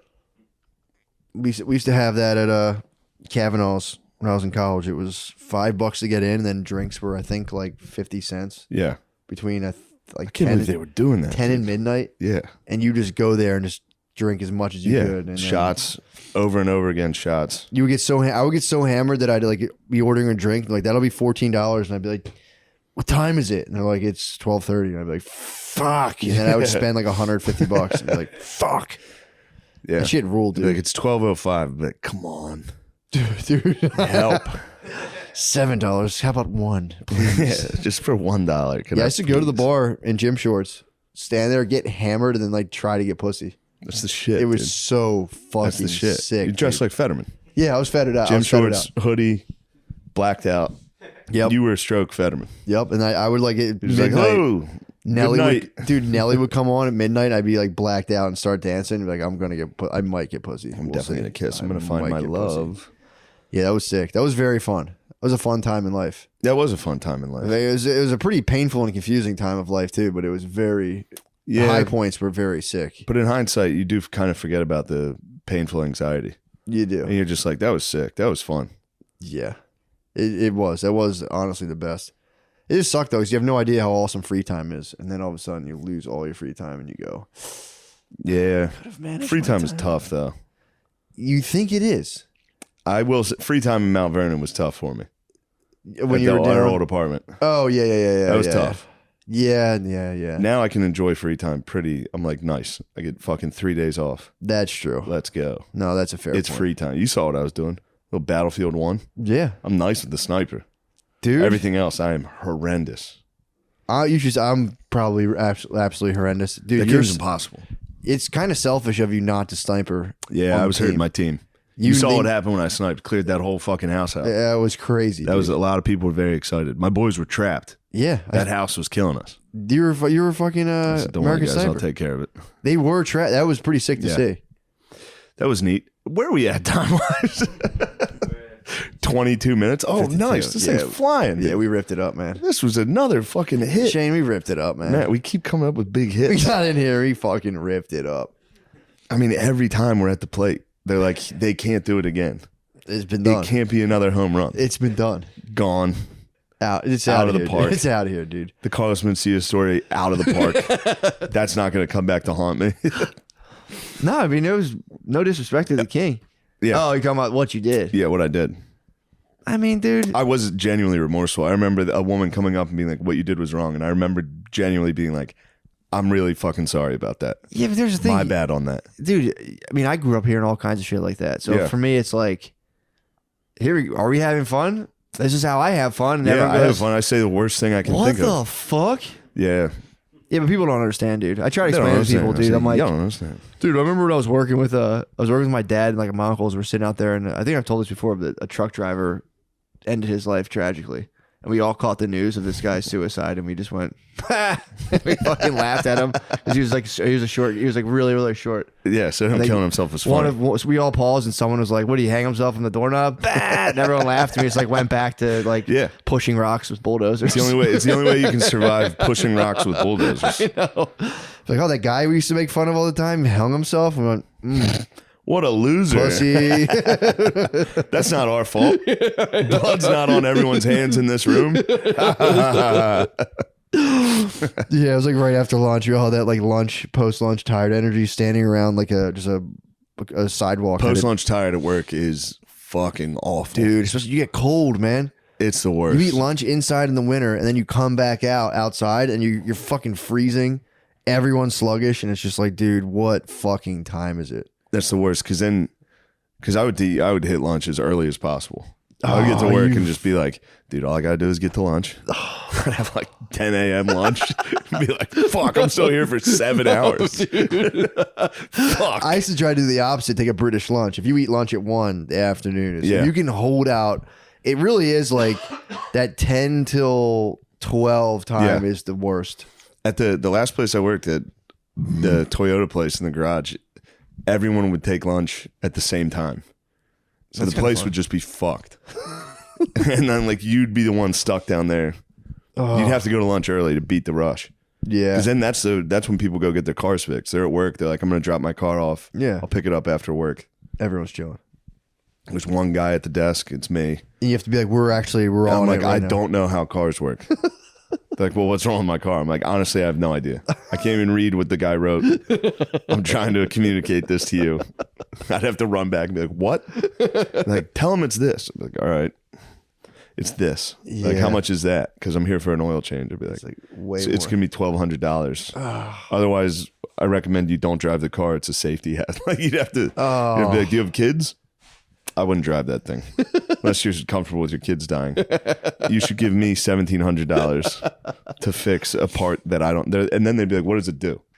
The part that I need to fix, what's it do? I'd be It turns smoke into platinum. Yeah. Smoking to platinum. What, do you want to fucking not do that? Like if your car doesn't have enough platinum, it'll break. Yeah. This episode of Matt and Shane Secret Podcast is also brought to you by FitBod. FitBod is the personal trainer in your pocket. Start an exercise routine wherever you are, no matter what equipment you have. I used to have a gym membership, but then I was caught having gay sex in the showers. Then my girlfriend found out, and she was really pissed about it. So now I use FitBod, which allows me to work out at home alone, away from all the sexy men, the steamy little sirens in the gym showers. That got me in so much trouble before. The app switches up your exercises to avoid overtraining and burnout. A full year of FitBod is less than the cost of a single session with a personal trainer. That's a good deal. So join FitBod today and build a routine that grows with you without slimming down your wallet. Get 25% off your subscription or try the app for free when you sign up now at fitbod.me/drenched. That's 20% off your subscription, or you can try it free at FITBOD fitbod.me/drenched. First person. Taking that first step towards better cognition and improved brain health is easy with first person. Just take President Joseph R. Biden, for example. He uses first person, and that's exactly why he was able to come out victorious in the ongoing proxy war with Russia. First person is made with functional mushrooms. The supplements stimulate the body's natural production of triggers that improve energy, mood, and sleep. Man, I'll tell you, I absolutely love first person. The sunbeam, the golden hour, or the moonlight, they all help me with focus, joy, and sleep. And I love taking them. And so do Matt and Shane from Matt and Shane's Secret Podcast. First person uses 100% grain-free organic mushrooms sourced from the best in-class vendors. Start improving your brain health and cognition with first person. Get 15% off your first order by going to getfirstperson.com and use code DRENCHED. That's getfirstperson.com, code DRENCHED for 15% off your first order. Getfirstperson.com, code DRENCHED. These statements have not been evaluated by the FDA. These products are not intended to diagnose, treat, cure, or prevent any disease. But they have helped President Joe Biden a lot, I've heard. Now enjoy the rest of the podcast. Matt and Shane's Secret Podcast. Yeah, I held a rental hostage one time over a dispute with a dealership. Nice. Yeah, they were like, bring that back. I was like, nah, bro. They gave me a loaner car, and I was like, not until my terms were reached. What were your terms? They fucked me on my air conditioning, and my air conditioning wasn't working. I'm like, yo, let me know what's up. If it's over if it's over $1,000, I'm not fixing my AC. So make sure. And then they fixed you it. diagnose it. No, they didn't even do it. So they were like, it's this. It was like a condenser or something. It was like $500. Like, cool. And I'm like, if it's, because I knew there was another thing, or that maybe it was like the fan. There was something in there that was like $1,200. I was like, because I had like researched It's all $1,200. Dude, always, dude. Every single thing. But And then there you look up, because I work there, the parts, nothing. I know. It's literally labor for some psycho in the back. And they're all like, I'm not doing it. Dude, My job was to force dudes in the garage to do the fucking job. they weren't going to do it. I got in fights. I'd have to go back and be like, dude, they're waiting. Yeah, what are you doing? Fucking do it. And they'd be like, who the fuck do you That think must have you been are? so fucking funny. It was. There was some actual physical altercations. Were there really? Yeah. It was wild. What were they doing? They'd have like 4 jobs. Yeah. And they'd be like, I can't do it. And I'd be like, well, I sold it So you're doing it. You have to do it. You yeah. have to do it. They're here. Yeah. And I'd be like, dude, do I need to get our boss? Like, I'd be like, I'll go get him, dude. He's in his office. Like, fuck you. That's so funny. You motherfucker. They like slam their Yeah, tools that down. is a spaz job, Full dude. spaz. Yeah. Everybody every day was spazzing.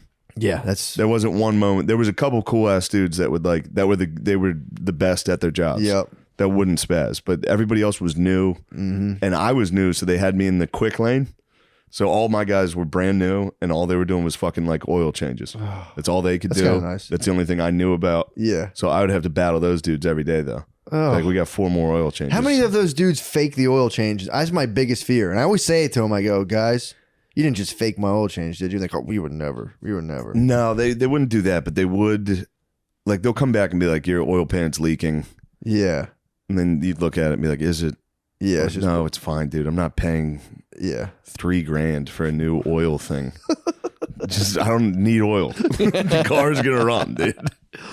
Yeah, they hit me with some bullshit where I was like, yo, if it's this thing, replace it. If it's not that thing, no dice. If Yeah. you diagnose it and this is something that is going to cost me $1,000, I'll just ride this thing till it dies, no AC. Yeah. They're like, no, for sure. And they went into it.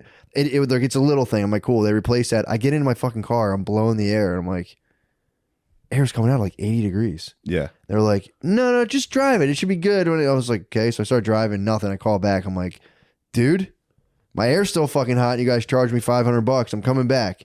And they run the test and they're like, oh, weird. Yeah, it fucking is. They look at it. Oh, you're going to need that thing. And I was like, dude, because they gave me a loaner. They called me back and they were like, you have to pay. And I was like, dudes, give me my $500 back because I wouldn't have done it if I'm going to fix it, blah, blah, blah. So I held the loaner hostage and I was like, I need your manager. And they wouldn't give him to me. I was like, I'm not bringing this fucking loaner car back. And they were Nice.